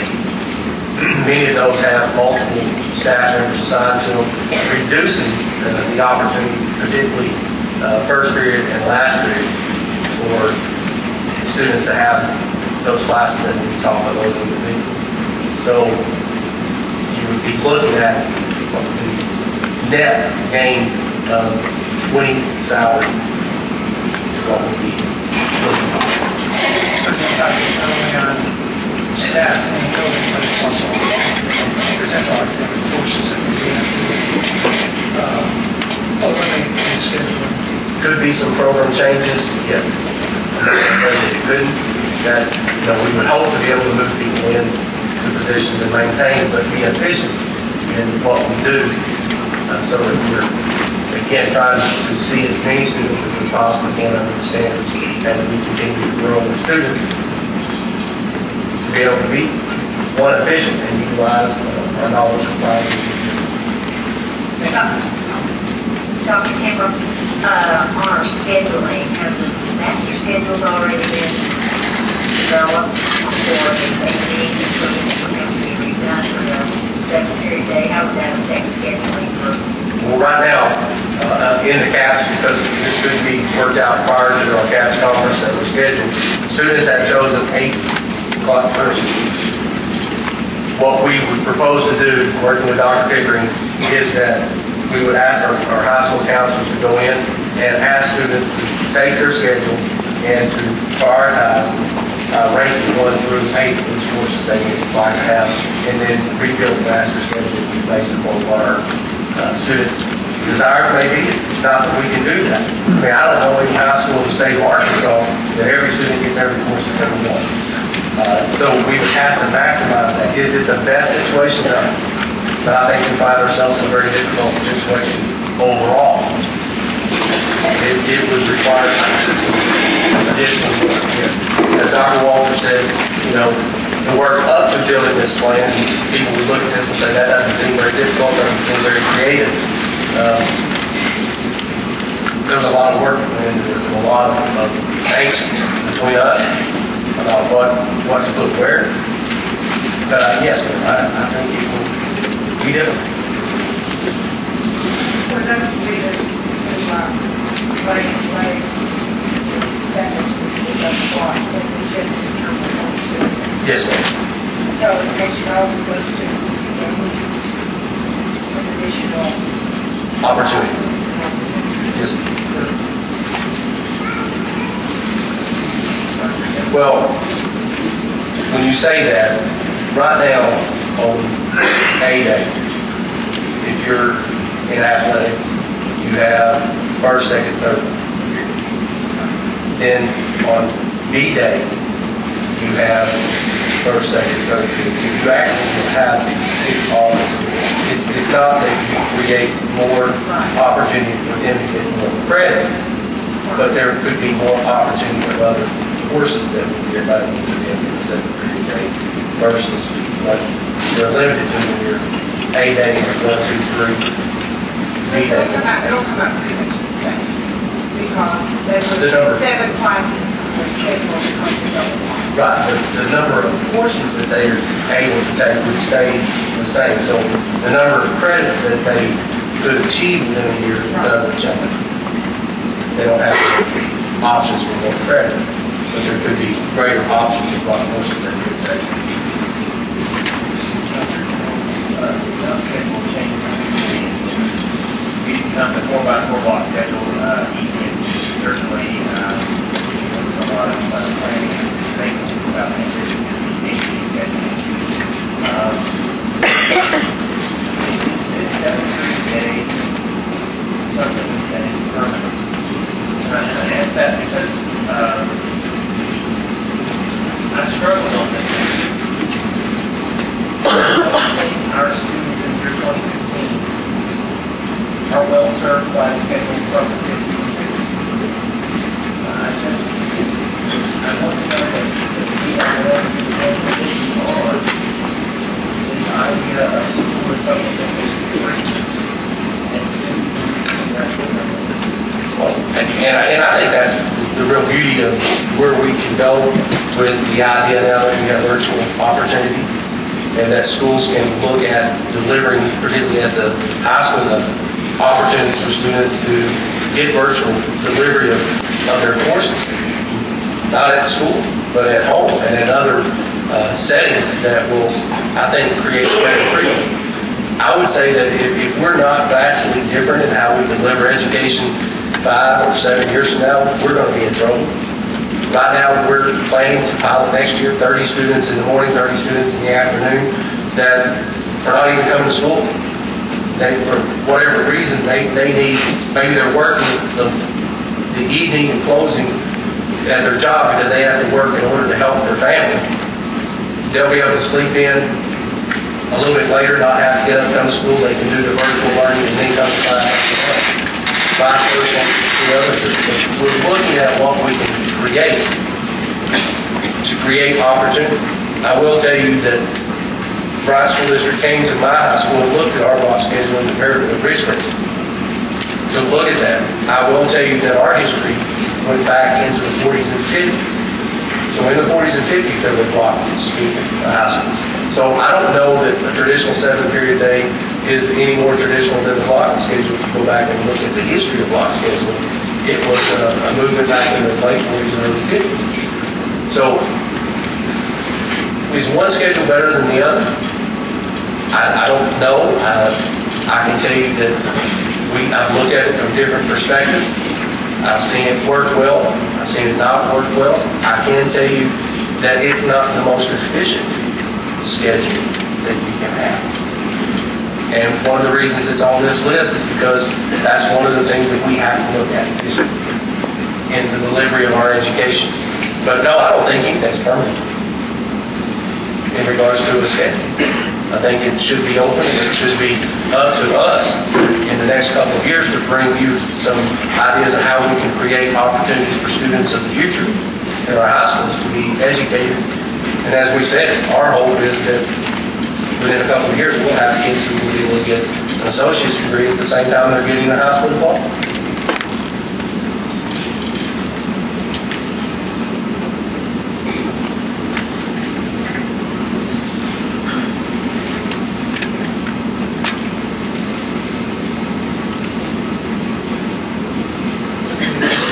Questions on Plan A that we want to discuss? We'll get some more input on.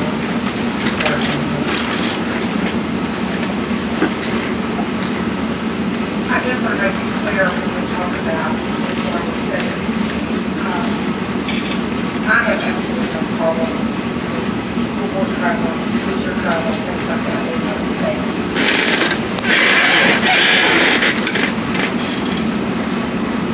When we're looking at these dollars, as you said, it's not very much of the students.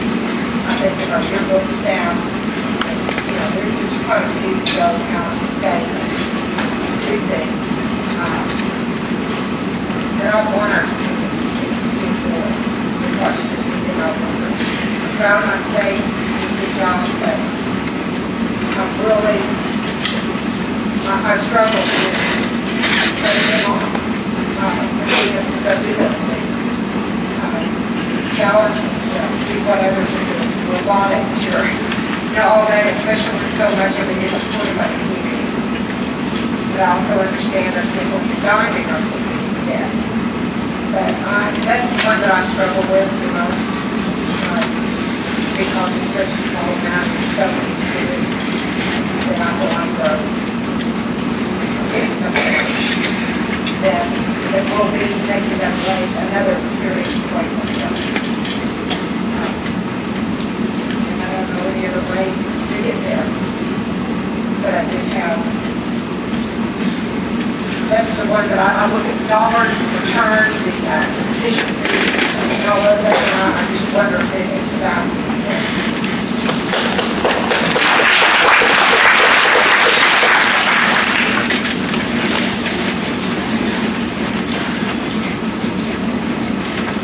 else have anything on option A that they'd like to discuss? We move on to option B, so we can address any questions and comments on option B.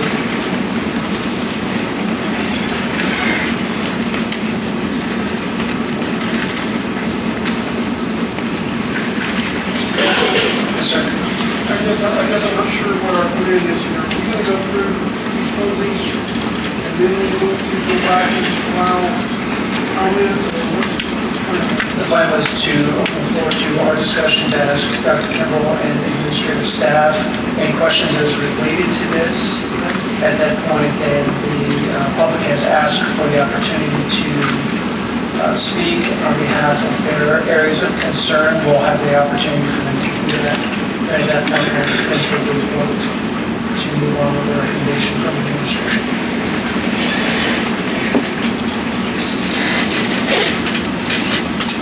I have a quick question on plan A.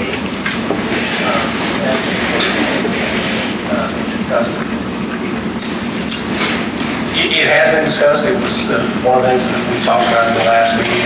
It would require a change in the policy, which then would require, because if we had to make one letter, it would have to be sent. So it would actually be a policy change that would have to occur.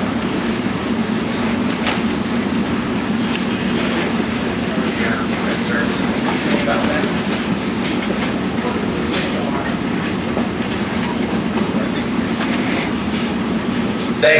We had already passed it, so we didn't ask them to bring that forward. But part of this plan would be you would adopt that as a proposal, and then it would go actually out.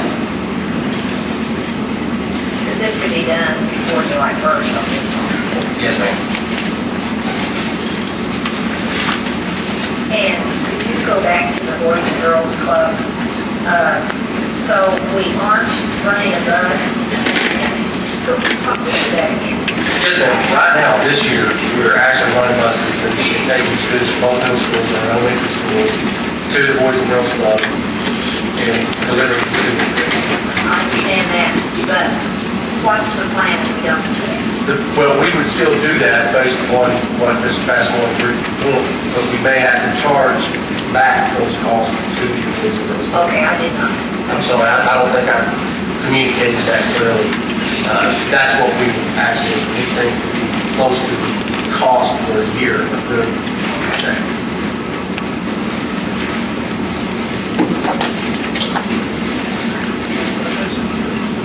I'd like to address the parent elementary campus.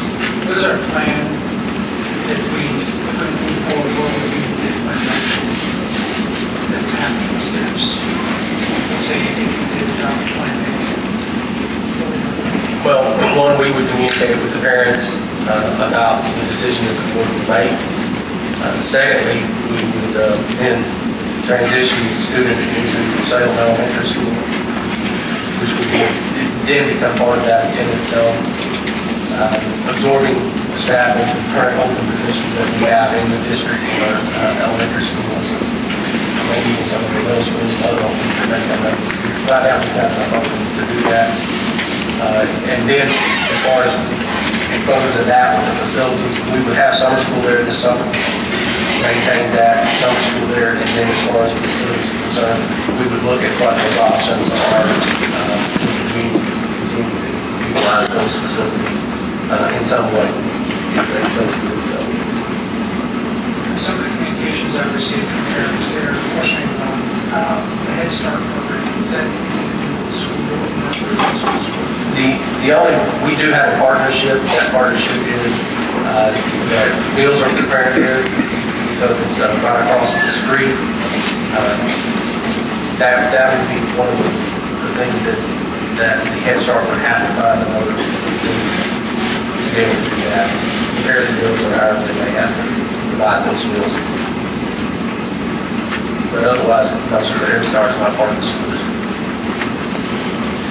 And the high school in Karen, is it still the community center? Yes, ma'am. We had that discussion, we worked with that community to, Yes, ma'am. what about the facility, the maintenance of the facility as a community center? They pretty much maintain most of that. And I believe they pay us a fee to use it, which helps offset the utility cost. That's there. Would that continue? Depends on what we could do with the facilities and what you chose as a board to do. There have been some changes in the law. I don't know that it would allow us to do some things that would allow the city or another group to actually take over the operations of those facilities and use them for whatever purpose that they felt like they could.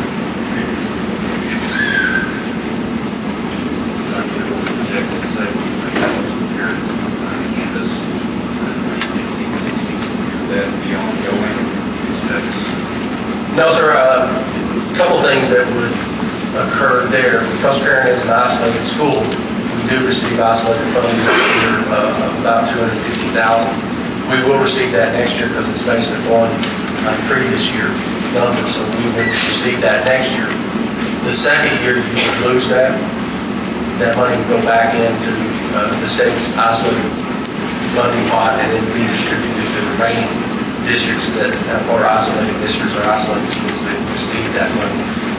Again, depending on your student numbers, etc., you may lose some dollars there, but ongoing, I believe it's between $500,000 and $600,000. That would actually cost savings if you had ongoing for this whole board.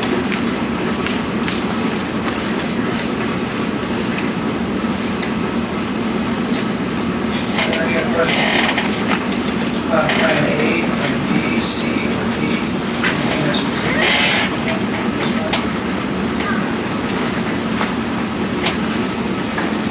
At this point, the board has decided, since this is an issue that is tracking with the community group, we've decided to allow for public comment to be asked, and people are part of the meeting to present. We're allotting 20 minutes to parents and elected officials in the school district on our parent elementary school.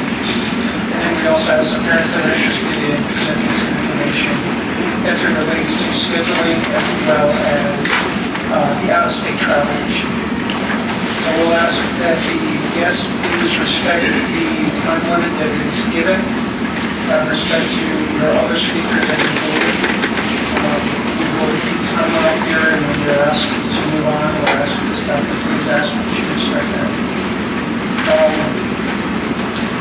This is also an opportunity for you to present the material. As in the past, it's been policy that the board will not answer questions, we'll listen to the information taken into consideration as we make our decision. So with that being said, the first speaker that I have on the list is Michelle Winning, representative of the Parent School District. That's that you approach the podium and speak into the microphone, so please state your name and briefly. Yes, sir. Can I ask you a question before? Yes, sir. Are we going to group all of what's up together?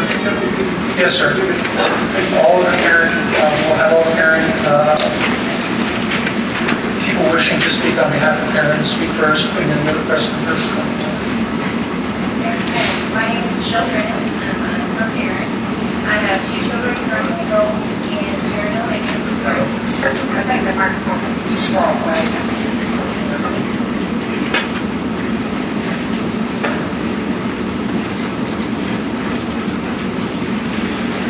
Working on some technology issues up here. The acoustics up here are not that good as opposed to going out there. Hello, testing? There we go, that's a little bit better. Okay. My name is Michelle Trinnon. I have two children currently enrolled in Bryant Elementary, a kindergartner, Dylan, and a fifth grader, Brett. I also have a 1-year-old, Avery, whom I hope will give the opportunity to attend parenting one day. I'd like to start by thanking the board for the opportunity to speak on behalf of the concerned parents and parent. We understand the board has many things to consider given the failed attempt for passing the village. Personally, I regret that our community was one of several that did not approve the millage. 7 out of 10 polling stations voted no, and so unfortunately here we are. Since we cannot change the outcome, we hope to impress upon the board underscore how vitally important it is that parents' doors remain open. Parent has contributed positively toward the continued academic excellence of the overall Bryant School District. In 2012, our school was one of 2 in the state to win the Beating the Odds award for being a high-performing school with a high percentage of faculty students. Additionally, Parent was among the top 10% in 2013 for benchmark test scores. We believe we can continue to impact the Bryant School District in a positive way. One of many concerns with the possible closing of our school is the long bus ride for very small children. It is one thing to put a 6th grader on a bus for 2 hours each morning and 2 hours each afternoon, but it can be even more detrimental for a 6-year-old. Students going to Bryant from Perry begin getting on the bus at approximately 6 a.m. and the last return home at around 5 p.m. That's a very long day for a 6-year-old. We are also worried about the fate of the Head Start program in our community. Without a means for meals, the program may likely close as well. Without a Head Start program, whether our students attend Perry or another elementary school in the district, many may not be adequately prepared to start kindergarten. This will negatively impact the future students of Bryant for years to come. Many of these students meet some of the needs in the district without the means to get a pre-K education elsewhere. I actually believe I heard it mentioned tonight that Bryant needs to do a better job serving those of low socioeconomic status. I believe closing Perry would be taking a step backwards in that regard. We understand that our enrollment numbers are lower than other schools in the district. Part of that is the obvious rural area that we live in. However, we continue to see growth and new families moving into the area. We currently have 73 students enrolled to begin in the fall. This is the highest beginning enrollment number over a 4-year period, which has seen a steady increase. We have not seen a decline in enrollment in 4 years. We are asking for time and an opportunity to continue to grow our school. The majority of our 5th graders this year are choosing to enroll at Bethel and excited about the programs offered there. We have a great kindergarten class this year with 18 students enrolled and a group of new parents ready and willing to work cooperatively with Bryant to make the right decisions for all our students. In conclusion, we'd like to thank each of you for your service to the community. We appreciate the fact that you all have very tough decisions to make. We're asking you to make those decisions for what is the very best for each individual student in mind. Now we have several parents who will speak and bring in both parent and student perspectives on the effects of closing Perry. Thank you.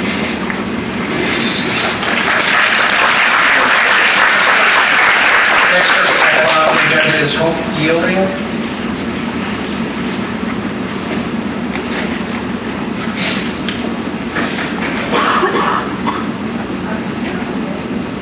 And would you say Kane? Chastity Taylor. Chastity Taylor. I currently have 1 student enrolled in Bryant Elementary. I have 1 former student from Bryant Elementary, and I have 1 upcoming student for the Bryant Elementary District. The former student has written something that's asked me to read it for you guys. And this is from her perspective on daughter Bryant. As a former student of Bryant Elementary, I have a few words to say on the issue of disclosure. I'd like for all of those listening and are debating this issue to please put your feet in our shoes. Can you imagine somebody coming in and closing down a part of your community that means so much? I can guarantee that your feelings would be different if it was affecting you directly. It is a different thing to do when trying to understand something from another perspective, but I ask that you do just that. Perry is an amazing school. It is a small, but has done so much good for me. The small family-like school helped me grow up in a close-knit and loving environment. The teachers knew and cared for us like we were their own. I went to school every day with excitement. I am currently an A student, taking 4 honors courses and playing softball as well. My education and work habits were established at a young age thanks to Bryant Elementary. I was taken care of, and this school is to thank for that. Now I'd like to go back to the issue of when Bryant High School was closed. I was split from my best friend because we had to change schools. The fact we were so young led us to not having contact. I lost my best friend and lost ties to all the kids I was meant to grow up with. It is a hard transition for young children to leave the teachers and friends they grew so close to. Think about the children in your life. Nieces, nephews, and children. Imagine putting them through the long bus rides and separation from a place that is like home? How would you feel if the parenting roles were reversed? The thought of my childhood school being shut down hurts. The thought that so many kids won't be blessed to be taught by the parent teachers. They will miss out on a special, unique, and loving education. And then my son, who's a current student there, he wrote something for me. And it states that, in his perspective, parent is a great school, that the PTO does so much for them. They spend money, most of it on children. The teachers are fun and nice. The PTO gives us fun field trips, new playground equipment with the PTO money. I would love for my little sister to be able to go here. And she's going to be starting kindergarten.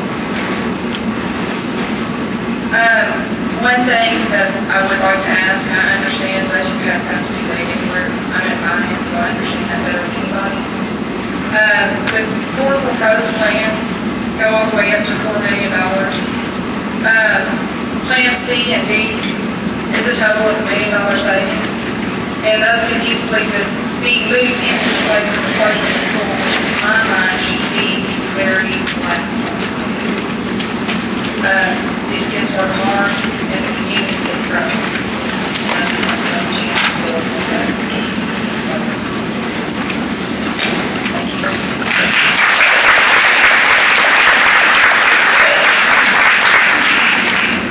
Next person we have is Jill Ross.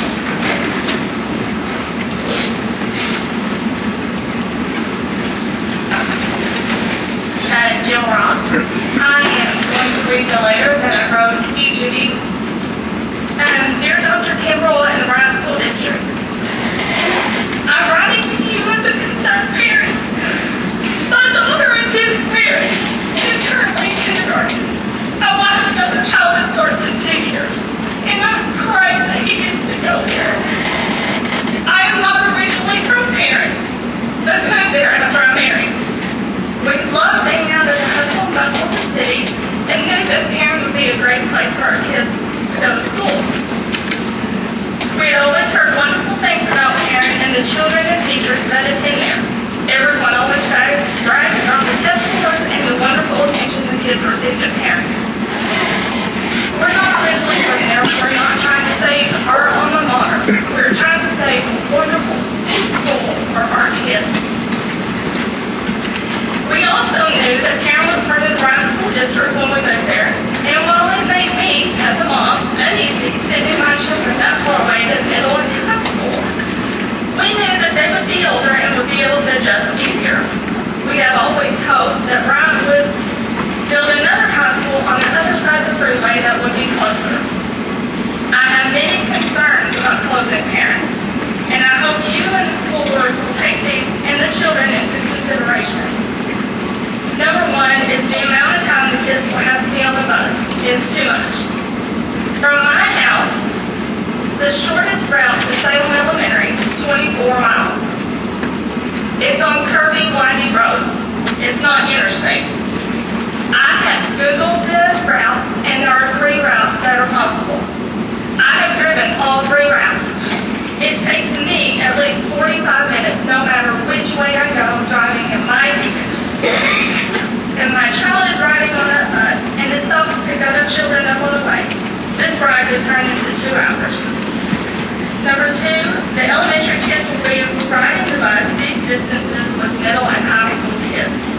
This is too long, and too many things can go wrong. Kids are kids and do not always make the best choices. It is too much time on a bus, and when the older kids get bored, the little ones are the easy targets. Number 3, the parents will not be able to be as involved in the school and activities. I have, this year, attended every PTO meeting, every after-school activity, Halloween carnival, Christmas show, dance. I've been on 1 or 2 field trips, etc. If we no longer have Parent Elementary, by the time parents get off work and go home to pick up children, it will be too late to return to another elementary. For funding, it is very important to me, as well as many others, to be as involved as possible in my child's school and education. go somewhere else that far away, I don't know what that will do. Number 4, the parent children will not be able to attend after-school functions because the parents cannot get them there in time. My 5th concern is the inclement weather and the distance the kids will have to travel. Sometimes the kids are already at school before inclement weather starts, and they will be traveling at much further distances than buses on bad roads. The parent is usually not the first to get the salt, sand, or plow trucks. I understand that one of the biggest issues is the money and the millage that they don't pass. I hate that the millage did not pass. I honestly voted for it, mainly because I was scared this was going to happen. I understand budgets, I work in finance, and I have to budget my own finances at home. I know sometimes there's not enough money at the end of the month. I hope that there are other solutions to the budget issues Bryant is facing besides closing the parents. I understand that some feel it is unfair to the children of Bryant schools when their schools are over capacity to pay for the 75 plus or minus of parents. I know there have to be compromises, but I hope it is not at the expense of the parent children. I have 2 children at home, and if finances get tight, I don't take away from one to give to another. We all make sacrifices, not one of us or some of us. I brought a picture of my daughter, and so did several others. These are our children. This is not parent-child number 1 or parent-child number 45. This is Lily Ross. She is sweet, loving, happy child who loves her school. She has lots of energy and always has a smile on her face. I'm afraid if she has to be bused to another school, that so much of this will change. I'm afraid that her day for first grade as a 6-year-old will go something like this. She will wake up at 5:30, get ready and eat breakfast, catch the bus at 6:30 a.m. minimum, arrive at school at 8, eat lunch at 11:30, 3:30 catch the bus home, 5 o'clock arrive at home. She has been gone from home almost 11 hours, if not close to 12. From 5 o'clock to 7 o'clock in the evening, she will eat there, do her homework, because she can't do it on the bus. She needs her parents to assist her. Bathe and then be there by 7 o'clock because we've had to adjust her wake-up time in the morning. When is she supposed to be a 6-year-old girl? When is she supposed to go out and ride a bike? When is she supposed to go fishing, play Barbies, play with her little brother, or even her parents? Her entire day will be consumed in school. Also, this day that I have laid out above has her eating somewhere around 6 a.m. and then noon, and not eating until dinner at 6. She is usually hungry when she gets out of school now. I will have to send snacks with her every day for the bus ride home. And sometimes it's hard to extend the healthier snacks, such as yogurt or grapes, because of refrigeration. She will also be sitting most of her day, sitting on the bus.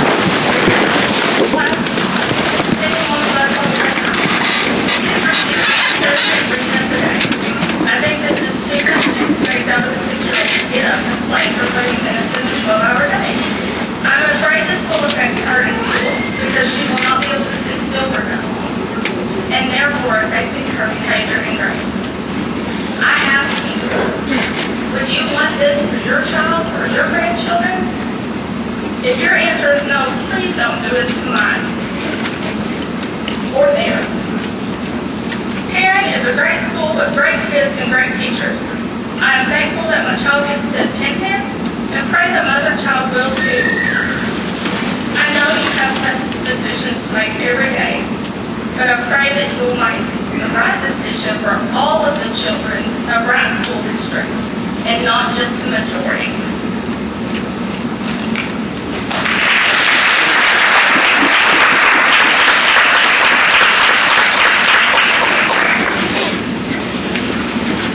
Next person on the list is Tony Johnson. Mr. Johnson, just so you're aware, there's 5 minutes left. thank you for giving us this opportunity. I really did not know what to do. I really don't. I'm from the Bryant district, I graduated there in 1982. 3 kids attended there until it was closed 7 years ago. That was all it was. I have a grandson that is in kindergarten now, and one that I'm going to attend 3 years. There's not much I can say that you have other than as been stated. Some of them feels like you get a good return on their trips for different activities out across the state. A very good return. They have great teachers and great kids, and I applaud you for keeping it up there and going on. And I encourage that our kids do not deserve because these distances may seem extreme to you. I was born and raised in Marion. I know the crowds pretty much my heart. They are one deal with us, one on one. And God, best experience.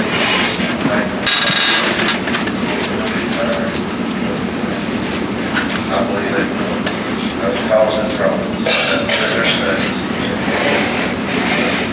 I just ask you to, as you stated earlier by one of the other parents, please do not do that. You have to close this year. Give us more time. Come back in January, maybe do some detailed on the certain closing. And as this proposal is, it's $1 million because I believe there's room that can still be there. Thank you.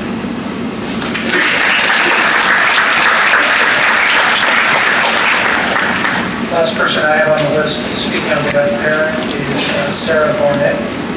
Sarah, just so you're aware, you have about 3 minutes. My name is Sarah Bryant. I attended Parent Public School, K through 12.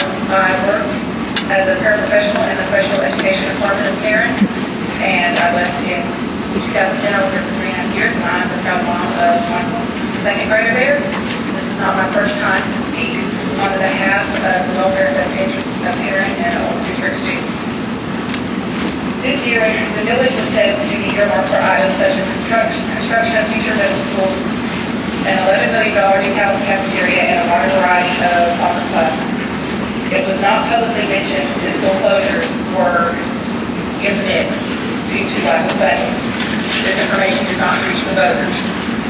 The fact is, Bryant's village increase requests have been denied 2 years in a row because hardworking taxpayers want and insist the district show restraint and manage its money and resources in a sensible and conservative manner, just like most families within the district and our nation as a whole. Regardless of opinions about this situation, the truth is that the majority of precincts voted against this village increase because we are asking for fiscal responsibility. Instead of state-of-the-art buildings for some, allow all district students to get the materials, education, and classroom space needed without more costly options. There are 4 proposed plans to save district money, but all of them include parent closure. This does not really make financial sense. Bryant receives money annually because of parents' isolated status due to our rural location. As a member of the Rural Community Alliance, which exists to serve and protect the interests of rural schools in communities such as Bryant, they make it a point to understand the practical and financial advantages that larger districts get when they take in rural schools. According to the codes, a total of $352,156 is given to the Bryant district annually because of parents' isolated status. It will be lost annually if parents close. Without even considering revenue created from parent boards and timberlands, parents' taxpayers provide around $185,000 each year to the district. So far, parent alone provides around $527,000 to the parent district. Bryant proposes that closing parent will save about $1 million by cutting salary and benefits. However, most of that $800,000, these teachers and workers are not going to be cut from the payroll. They're simply going to be absorbed into the rest of the district, so that money is actually not going to be saved. It's just going to be moved.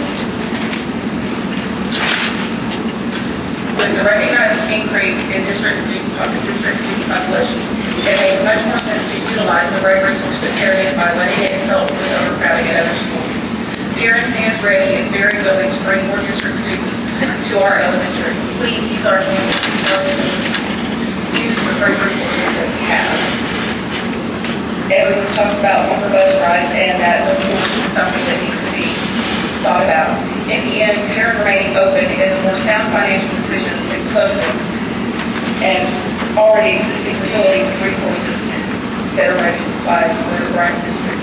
I love Kathy's idea, and I thank you for listening. Thank you very much.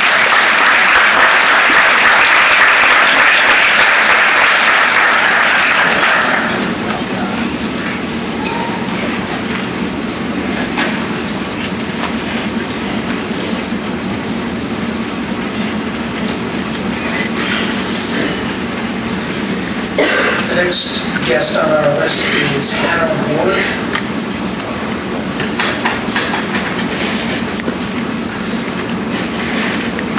Please state your name and where you live.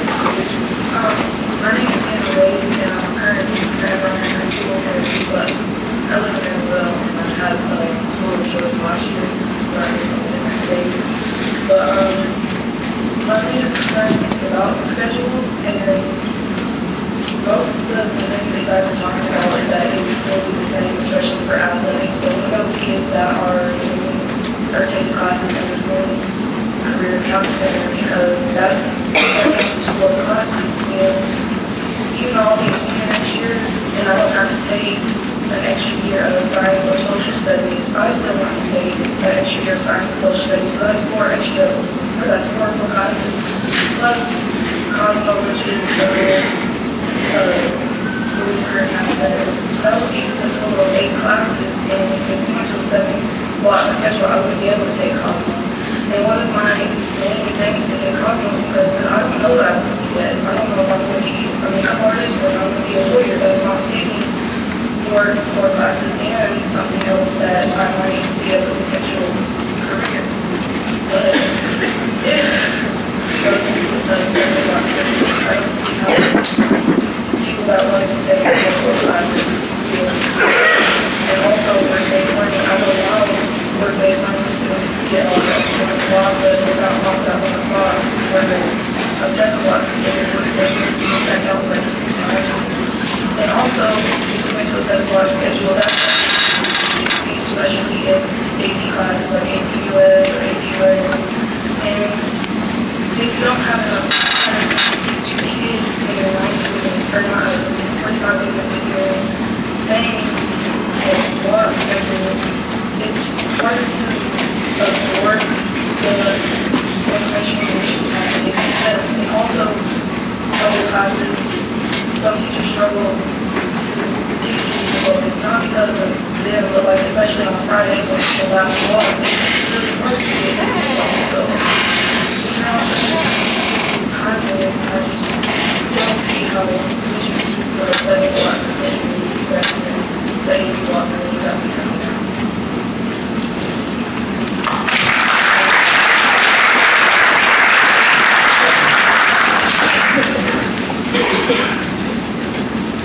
Next person on the agenda is Mr. Tony Furman.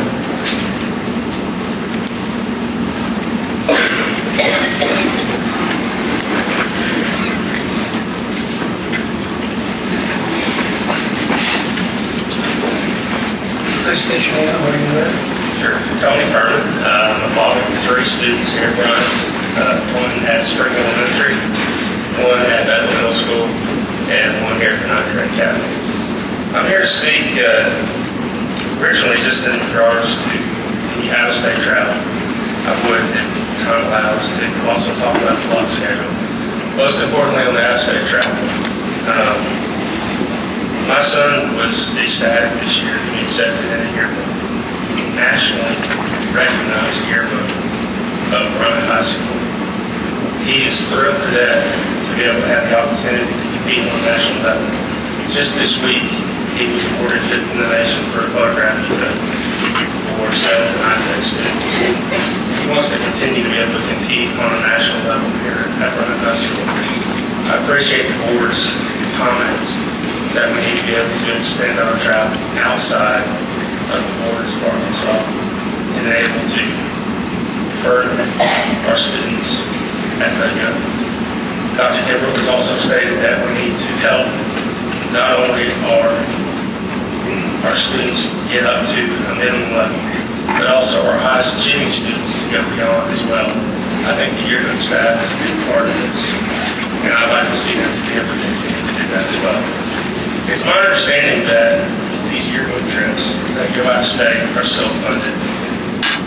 It's hard for me to see punishing these students, not allowing them to go outside the state if these programs truly are self-funded. I know there are expenses incurred, however minimal they are. If these expenses could be passed on to the groups, what I can see is substitute teachers. There's right now a method that students or programs can pay bus drivers. If we can extend that program so that we can have the groups pay the substitute teachers as well, I don't see a budget issue at all for what's going on. The topic of this conversation right now is budget reduction considerations. I can't see where we reduce the budget at all. We only hurt the children. As far as the AV block schedule, my son is active in Bryant High School. He is a member of the band. He is also a member of the yearbook staff. These are both double blocked. So although there are opportunities for 8 classes, he's only allowed to take 6. This is a choice he's made. It's a choice he's made knowing that next year he may only be able to pick 1 for 11th and 12th grade year. Otherwise, he won't have enough time to get enough credits to graduate. Going to a 7-block schedule, right now, you say the students are about 31 credits. Going to a 7-period schedule would allow for 28 credits. In actuality, my son is only going to be allowed to have 25 credits. So, going to a 7-period schedule would allow him 28 credits and the ability to take electives that he needs to further his opportunities. Again, I'd like to thank the board for listening before you vote on this topic, and I hope you take that into consideration. Thank you.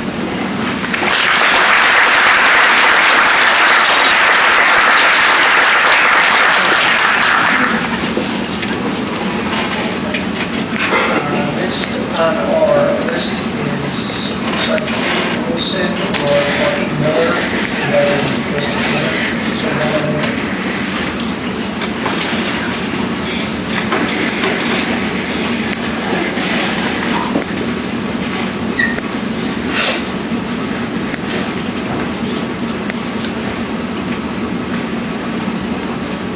state your name and where you live. Kim Wilson, and I live in Bryant, Arkansas. I am coming on behalf of the Bryant Varsity Dance Team. Again, I just want to thank you for listening to us. I know that this is a new meeting, and hard decision when it comes to making any cuts. But these girls work hard, they strive hard, they represent the school. The money that we use to pay for the activities are also not just fundraising, but the girls work as far as doing fundraisers, and they work concessions. They don't just nickel and dime our community. If this cut is approved, the girls are the only persons who are punished. They give their heart and soul to this team and this school. And I just ask that you take this into consideration before you cut their travel. Thank you. Thank you very much.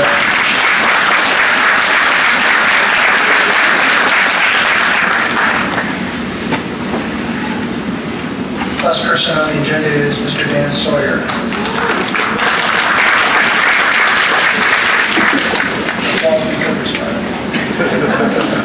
Wow. Sorry, what was that? Well, my name is Dan Sawyer. I actually have 2 daughters, one in 9th grade and one junior in high school. We moved to Bryant by choice 12 years ago.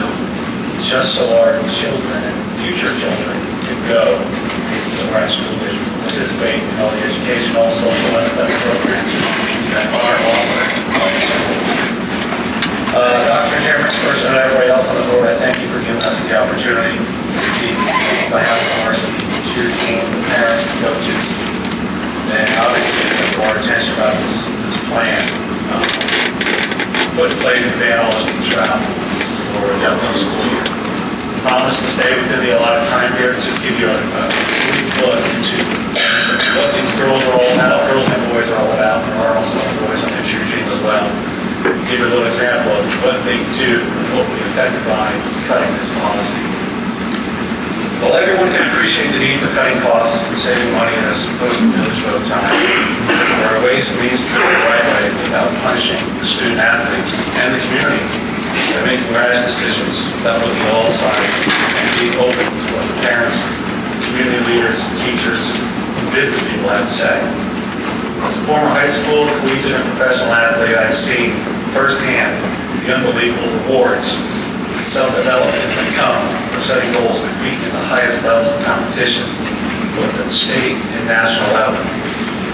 Unfortunately, I have also seen and experienced what happens when those goals are taken away from someone, some group, for unfair, unjust possible reasons.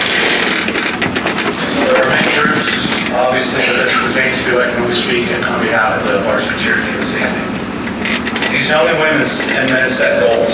They strive to compete at the highest levels. They spend hours of practice, sweat, tears, torn ligaments, broken noses, occasional bloody lip every day at cheer practice, just to compete and train to represent their school. Cheerleaders look forward to performing at the nationals starting as early as middle school. There are girls 8, 9, 10 years old, 7th grade, 8th grade, that spend their hard-earned money and time going to outside classes and camps to learn how to come, to learn how to cheer, in hopes they can make the 8th grade team, the 9th grade team, the varsity team, to compete at nationals and represent their school and community and state. Bryant cheerleaders are leaders in the school and in the classroom with membership in National Honor Society, Student Senate, Partners Club, Teachers of Tomorrow, just to name a few. They by far exceed in the classroom by taking pre-AP, AP classes, and always exceed the minimum participation grade point average of 2.0. So the argument that we have heard that these types of trips and out-of-school functions affect classroom time does not apply to these athletes, scholar athletes. These young adults positively influence elementary students through their annual Pee Wee cheer camps and clinics, not only creating interest in the sport of cheer, but by also building relationships with these impressionable students and future Hornet cheerleaders and students. Members of the team cheer for their school teams year-round. They devote hours of practice, compete, and still find time to give back to the community through projects such as Special Olympics, Race for the Cure, Red Ribbon Week, the district school supply drive, and Adopt a Child, and Toys for Tots, just to name a few. They're a lot more than just competing at games and on the weekends. The cheerleaders and parents raise 100% of the money for their trips to nationals. It would be a tragedy to take this away. Our girls raised over $40,000 to pay for out-of-state camps and trips to nationals. There's not $1 that the school pays to fund these trips. Not allowing the teams that raise their own money that don't cost the school a penny would be unjust to take this away from them. Broad swipe of the pen, as we can see can happen here today. After speaking to several school leaders and teachers and councilmen, I've heard the perception that cutting these events will have a positive reaction with businesses, that perhaps we are draining the community by fundraising. Nothing can be farther from the truth, as these businesses love to support their teams by spending $65 or $150 to buy a program ad where they can afford a radio ad, a TV ad, a retail ad. People in this community love supporting this group. I have direct contact with many of the local businesses that take pride in sending teams to the national championships and out-of-state events. Obviously, I have reached my time and I cannot finish the rest. That's what that was means. For say in closing that you on the board have the power to do what's right and not be led down the wrong path that could jeopardize these programs forever. We urge you before us to make the right choice. Don't punish self-funding teams and groups by taking this away that represent your school with blood, sweat, and tears. Please do what it takes so they and I can keep saying, it's a great day to be running.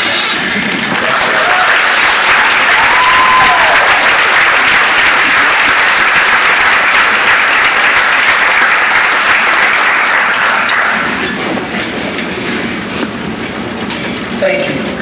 Thank you to all the parents and citizens. The board that sits in front of you are your representatives. All of us, exception, that we have had children come through this district or currently have students in this district. Mr. Daly has come through this district as Taught many of your children. Taught many of your I know, children. raised them. All of us here are very passionate about what we do and the support that we not only give back to the community, but that the support that we feel from the parents in this community. So I want to thank you on a personal note for being engaged in the process.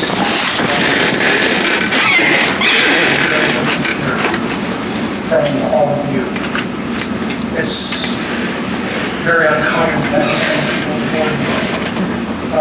So I'm glad you're here, definitely glad you're here. So,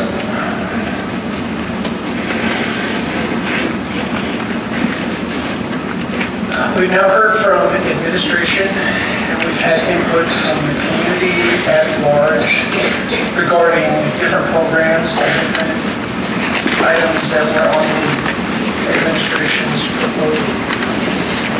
Are there any other discussions that would like to be brought up by my fellow board members prior to moving forward?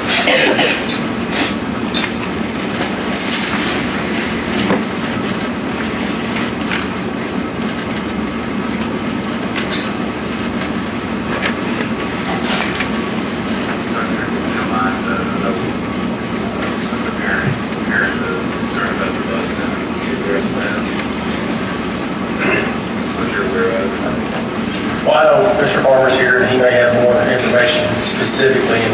And yes, I mean, if the board accepts the recommendation, Bryant Elementary is closed, we would see students that are currently attending the elementary school having to ride the bus much further than they do currently. From what I understand, Mr. Farmer, you correct me if I'm wrong, our earliest bus stop right now in Bryant is at 6:25 or 6:15. 6:05. And the latest that we drop off in the afternoon is 5:10. So you do see what you currently have right now. We have students that are getting on the bus at 6:05. We have students that are getting off at 5. Now those late afternoon students are secondary students. The elementary students actually leave the elementary school. Buses are taken on routes, students are dropped off, and the buses return to the high school, or excuse me, to the Bryant Elementary School, where the shuttle bus from the high school then comes right Bethel and the high school, then comes and drops the high school students to those route drivers who then retrace those steps and drop those students off. So based upon that, you could see students that could be getting on the bus as early as 6:05 and getting off the bus as late as 5:10. It will depend upon, again, how many students we have to transport and what we can do with our schedules to try to make that a better fit. Right now, our high school,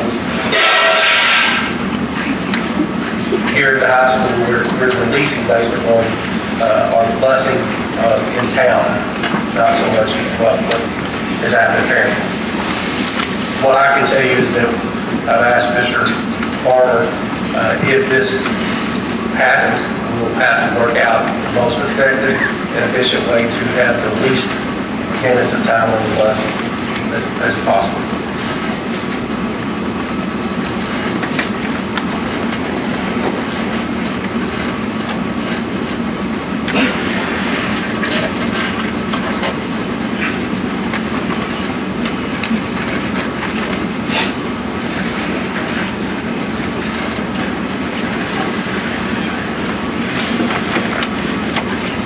Chairman, I would like to ask Ms. Sanders, I mean, your comments about the travel, or the out-of-state travel, and the opportunities. Again, I think one of the things that we were looking at is not that we're going to save a lot of money, but what we heard. I mean, I think it's wonderful that this many people in our communities, representing communities in our district, chose to come out and be a part of it. I hope we can generate that same kind of excitement in the future about other things that we need to do for kids in this community. But we put that there in order to have this discussion, in order for us to be able to get the board to consider what we're trying to do here. And we weigh back and forth whether to put this one on the plan or not. But we as the administrative staff, really struggled as to how to be definitive of which groups are actually paying for all the costs, which ones have some cost, what is the cost benefit for that. So I know you and I kind of talked about, is there something in the middle? And I think that, I do think it's really important during this time that we not just program away. As a board member, I'm willing to take the time for those who want to do something out of state, but for kids back in states. If you're willing to come to us and ask, we talk about it, and show us where it's not going to cost the district anything, it's going to take from the program. I'm willing to take the extra time to do that. I've always been a strong proponent that everything that is doing is important. And if we want to build support in our community, it's going to be, unfortunately, I hate to say it's not always going to be because of exactly what's going on in the classroom, although that is very, very important. But it's going to be those activities that the parents feel connected to, whether it's your book, choir, band, sports, all of those things. And I do fear, especially on the organizations and groups, to cut off that support from our parents and community. And they cut off our children from those experiences. I'm just willing to I'm willing to ask my fellow board members to consider a case-by-case basis. Costs or anything, would that help? Are there other suggestions? I'm open to other suggestions. I don't want us funding out of state travel as a school district. Well, I think one of the reasons I asked Ms. Sanders is because of your comment about that earlier. You know, again, as I told this group, personally, this affected me, affected my relationship with my daughter. Even some of the teachers that I've grown to appreciate what they've done for her and what they do for kids every day. I know that we heard time and time again that you put too much emphasis on things that are not necessarily classroom, but I also know there's a balance.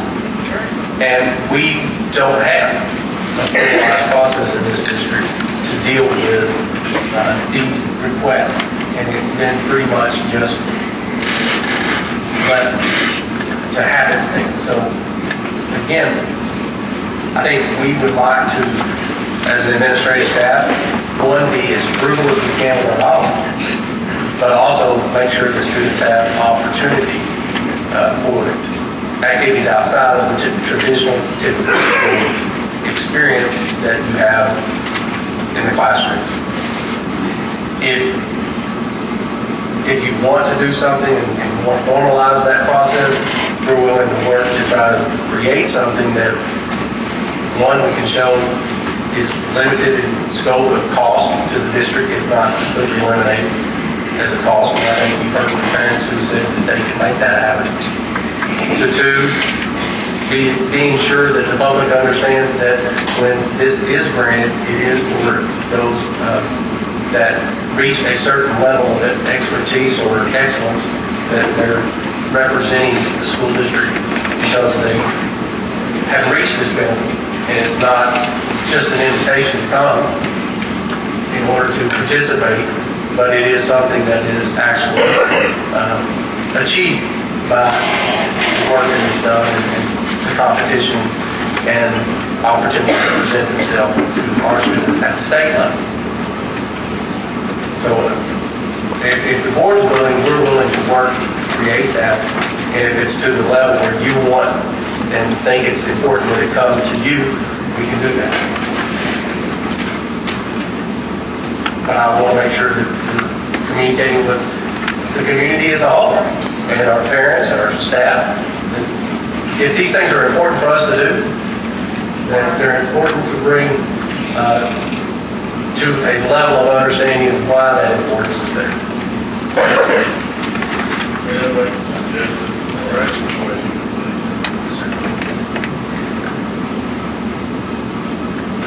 I'm not sure, I'm not going to ask that right now, how much of the 50,000 is for a trip trip. But I will offer that. Ask for budget reduction of 10% and reduction in department budget. But $200,000. I would challenge the principals of all the schools and folks having to do with those budgets to see if they can't work in collaborative effort to raise that amount of money, at least housing, travel, and that's individual trade-off. I don't, again, I think that amount of money that we say negligible, I think you could back that up. I don't know, again, maybe folks are right. This isn't about saving money in this piece. It's about the perception that's out there that we heard, or I heard from the community, and us having this discussion as board and the administration in front of a group of people that can help us message this to the rest of the community that it is important.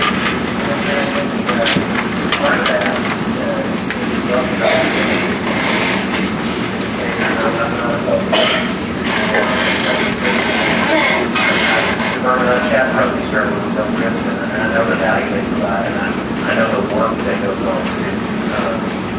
They're not just entirely what's that. I think what the superintendent has suggested here, and the concern that I've had, is that I don't want any business in this community to feel like, we're constantly coming to their well, over requesting. So to me, I think it comes back to, I know we have a policy on fundraising, and I don't know any special guidelines in this procedure. I think part of whatever the solution is, if it is case by case, that's fine. We have to have some guidelines on how we're approaching our community for fundraisers. And I think that we have to be very mindful that we are welcoming a strong support for our schools and our students and their activities and some of their things. But that our first priority is always for education. And I want there to be a balance so that we're not perceived as constantly calling with our hand out. Then you have to back up and say, we're got to run and get this way out. Whatever we do, we've got to fix that part of it.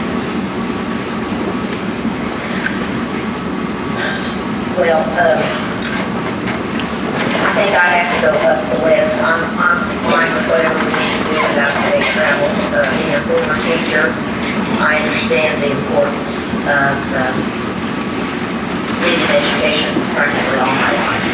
I understand the importance of students wanting to belong. I understand being a mother of cheerleaders how important it is to be able to go on those trips. But I also need to go, I think, to the first two items on this. And Dr. Kimbrell and your staff, I know how hard this was for you. And I just want the people in the audience to know that this is very hard for us up here too. You've got several educators on here, and everyone, I've worked with these people for a long time, and I know their hearts and how they field. And I've probably been on board the longest, in fact, I have been. I came on in 2006, and I was here when we went to the block schedule. And I sat right in this auditorium and heard the complaints about not wanting to go to block schedule. That it was going to be the worst thing that ever happened when we were on block schedule.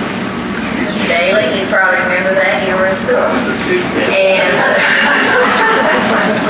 And I see some of my colleagues out there in the audience that we had community, and it was going to be the end of things if we went to block schedule. Band parents were upset, athletics were upset, everybody was upset. And sitting right here, I was out there then. So that was back in the 90s. I came on the school board in 2006, and Parent High School had just been closed. And I spent some time out of Parent, and listening to the community when we lost your high school, and that was hard. Alex Henson was on the board at that time. I'm sure most of you remember him. He was the president at that time. That was his last year. And I got car sick coming out here. And that dog that we still have.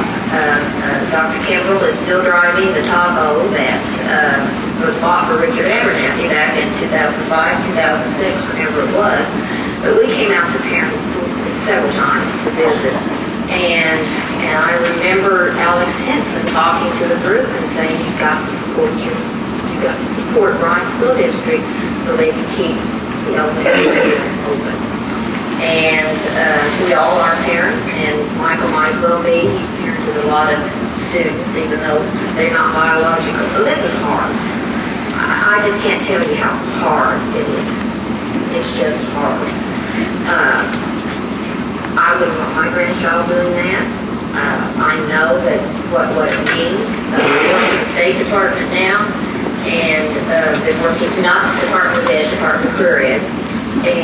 But I've been in every school district in this state as well as Dr. Kimbrell has. And I've seen what happens when the school districts are closed. It's hard. But at the end of the day, we're going to have to figure out what to do. And, it's easy to say go down and freeze the salaries and reduce 3 officers for the school resource, and we'd save $500,000. Then we would have a different group of people here, because this is not going to make anybody happy. So I just want you to know that whatever we decide, that we all take this very, very seriously. And I just pray that we make the right decision. And if we need to, look at this to see how we move it around, if we can. But the bottom line is, we charge the administration with coming up with budget cuts, because we were told very loudly and clearly that you didn't think we were good stewards of your money. I think we got that message loud and clear. You're not doing what you should be doing with the dollars that we give you. And it was a blow to lose by 8 votes. I'll just tell you, it was a blow to lose by 8 votes. And now we're going to have to make budget cuts because we can't meet the deadlines of what the Facilities Division Department of Ed says that we're going to have to do. So we meet many, many hours. It's not just once a month. We meet at least twice a month, sometimes many more times than that. And so we're going to have to look and see what we can do here. But the bottom line is, at the end of the day, we're going to have to cut the budget by almost $4 million. And because the state has told us, you're going to do this. It doesn't matter whether what you're going to have to do, you're going to have to cut some spending, because you're going to have to build these facilities. Whether you get another millage ever passed, you're going to have to build them. And even if we throw up a metal building, it's going to cost money. That's the bottom line. And I know we've been criticized about the high school, but I will tell you, when we went through that planning period to build that high school, we were told to build it right where it's built. We didn't want it anywhere else. We had community meetings, And that's not a very good spot to build, so the only way you can do is build up. And we really try to take advantage of the light and the energy savings. And so no, it's not a box, but it's a pretty efficient box, a pretty efficient school. So we've taken a lot of criticism for some of the decisions we've made, and we really tried to make good decisions. So I'm rambling now, so I'm going to shut up. But I just wanted you to know the heart of the board and where we are, that we wish we didn't have to do this. I wish, like, I sent out a text to my family and I said, anyone did vote for that village in my family, please do not tell me. And you know, 2 of them did not. So I know you think, well, my vote doesn't count, but every vote counts. I am rambling now, I'm sorry.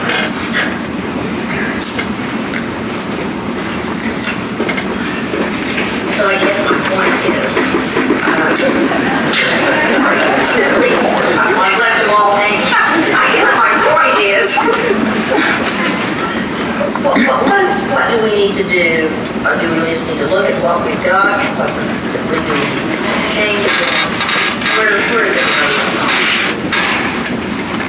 Are there other ways we could move this around, or is this what we need to do?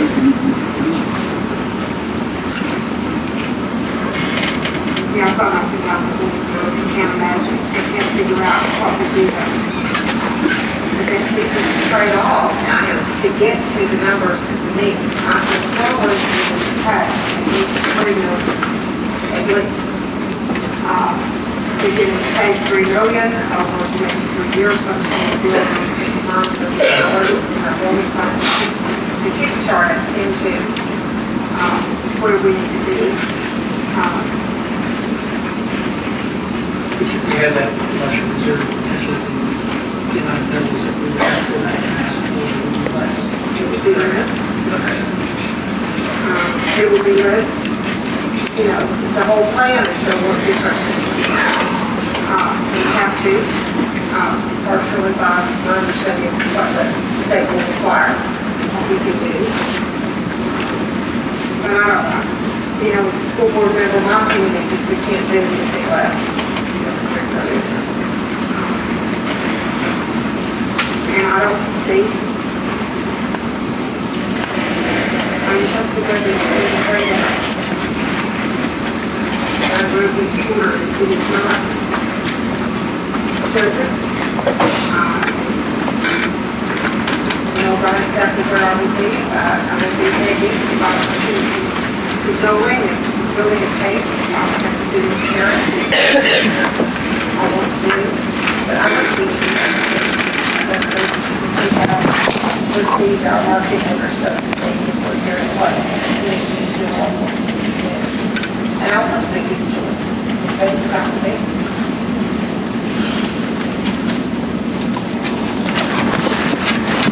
It's my understanding that if we chose not to do anything at this point, and we would risk putting ourselves in facilities distress at some point in the very near future with potential state school board association taking this question.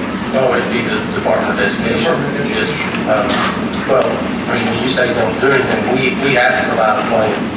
We have to provide a plan that indicates to the division that we're serious about trying to fund this plan.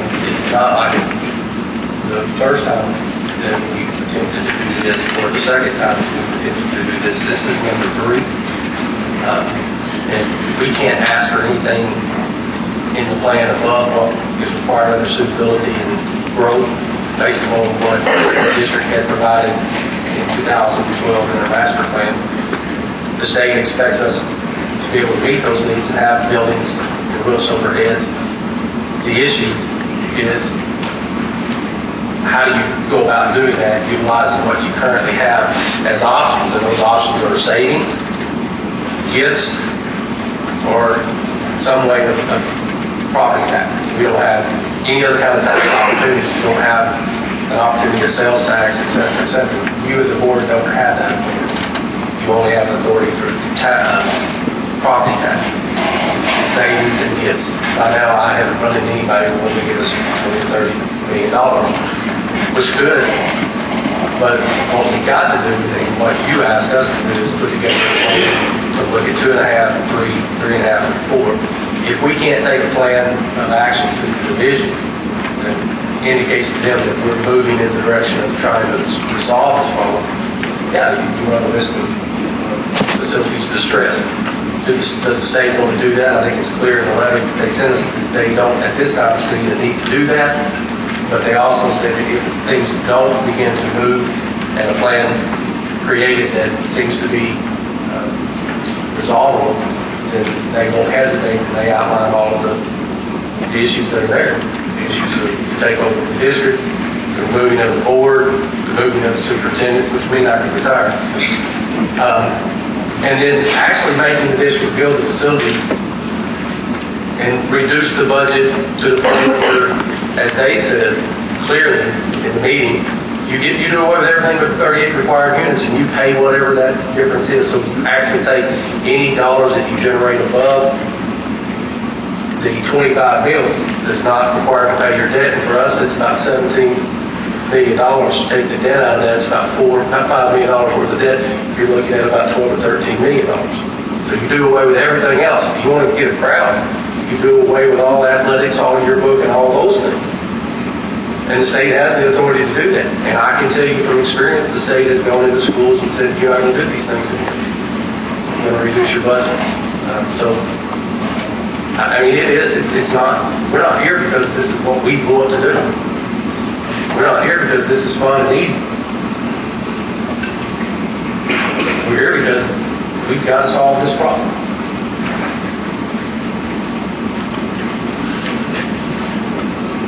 Mr. President? Yes, ma'am.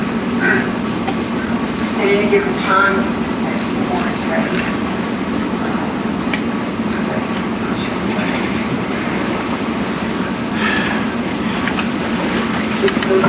Yes, sir. I just asked Dr. Kimball, well, I could stand here and I could talk about a lot of these items. I grew up in a small district, had kids that participated in Mr. Furman, Mr. Sloan's activities. There's a lot of these that I have concern with. That's just the bottom line. I think you've all said that. But we talked about efficiency, educating kids and being more efficient.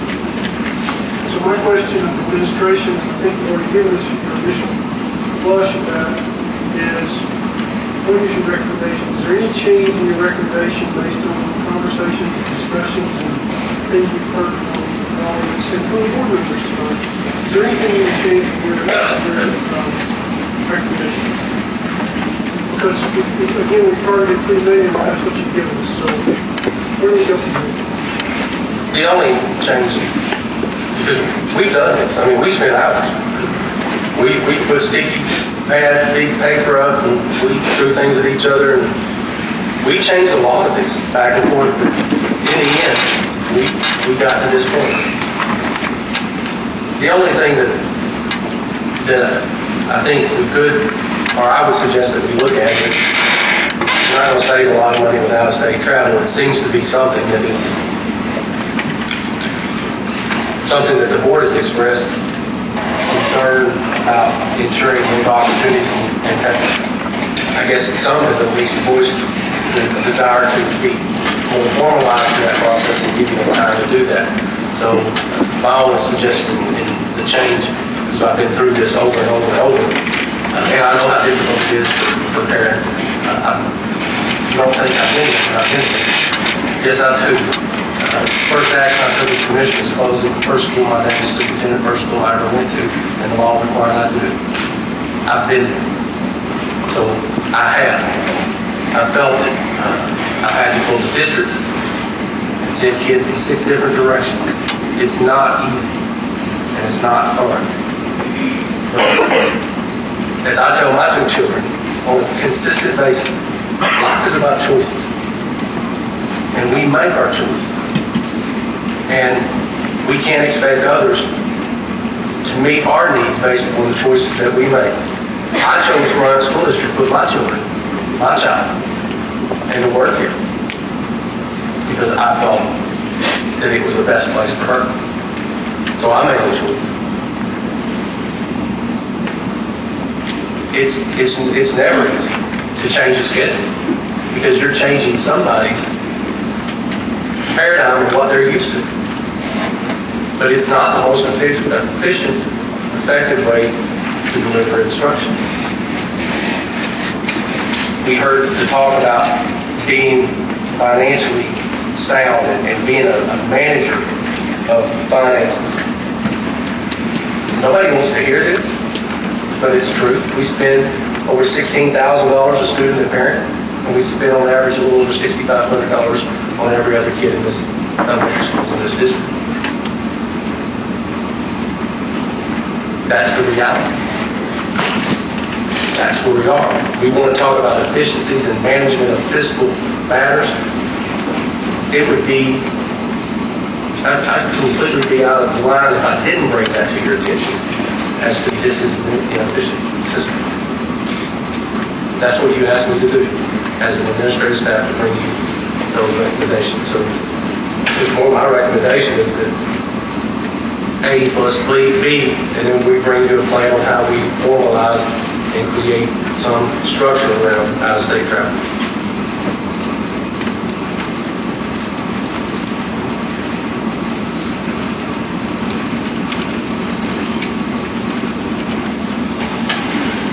Are there any further comments or questions from the board?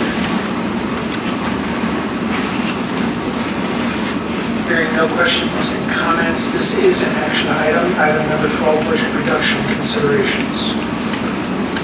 Mr. President, I will make a motion that we accept under A, recommended budget reduction with that for the 2015-16 school year, anticipated $3,668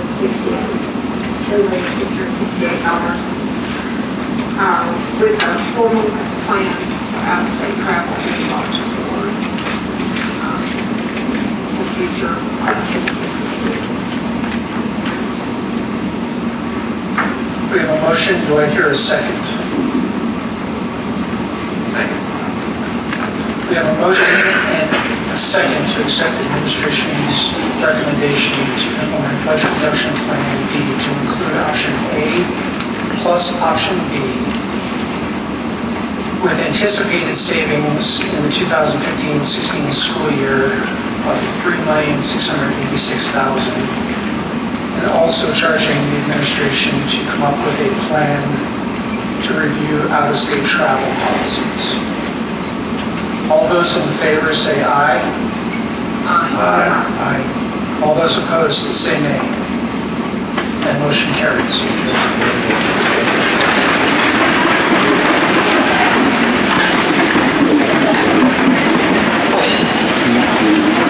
Thank you very much for being here. Appreciate your participation. Next item on the agenda is teaching for transfer.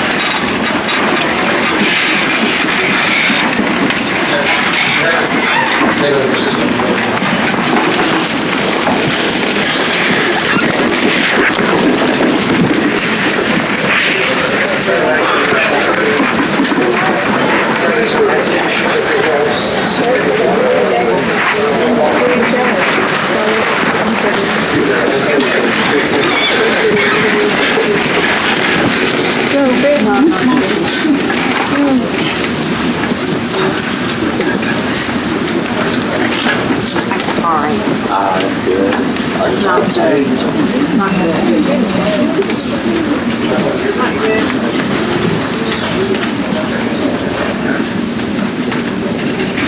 We ask that your indulgence as we reboot some of our computers.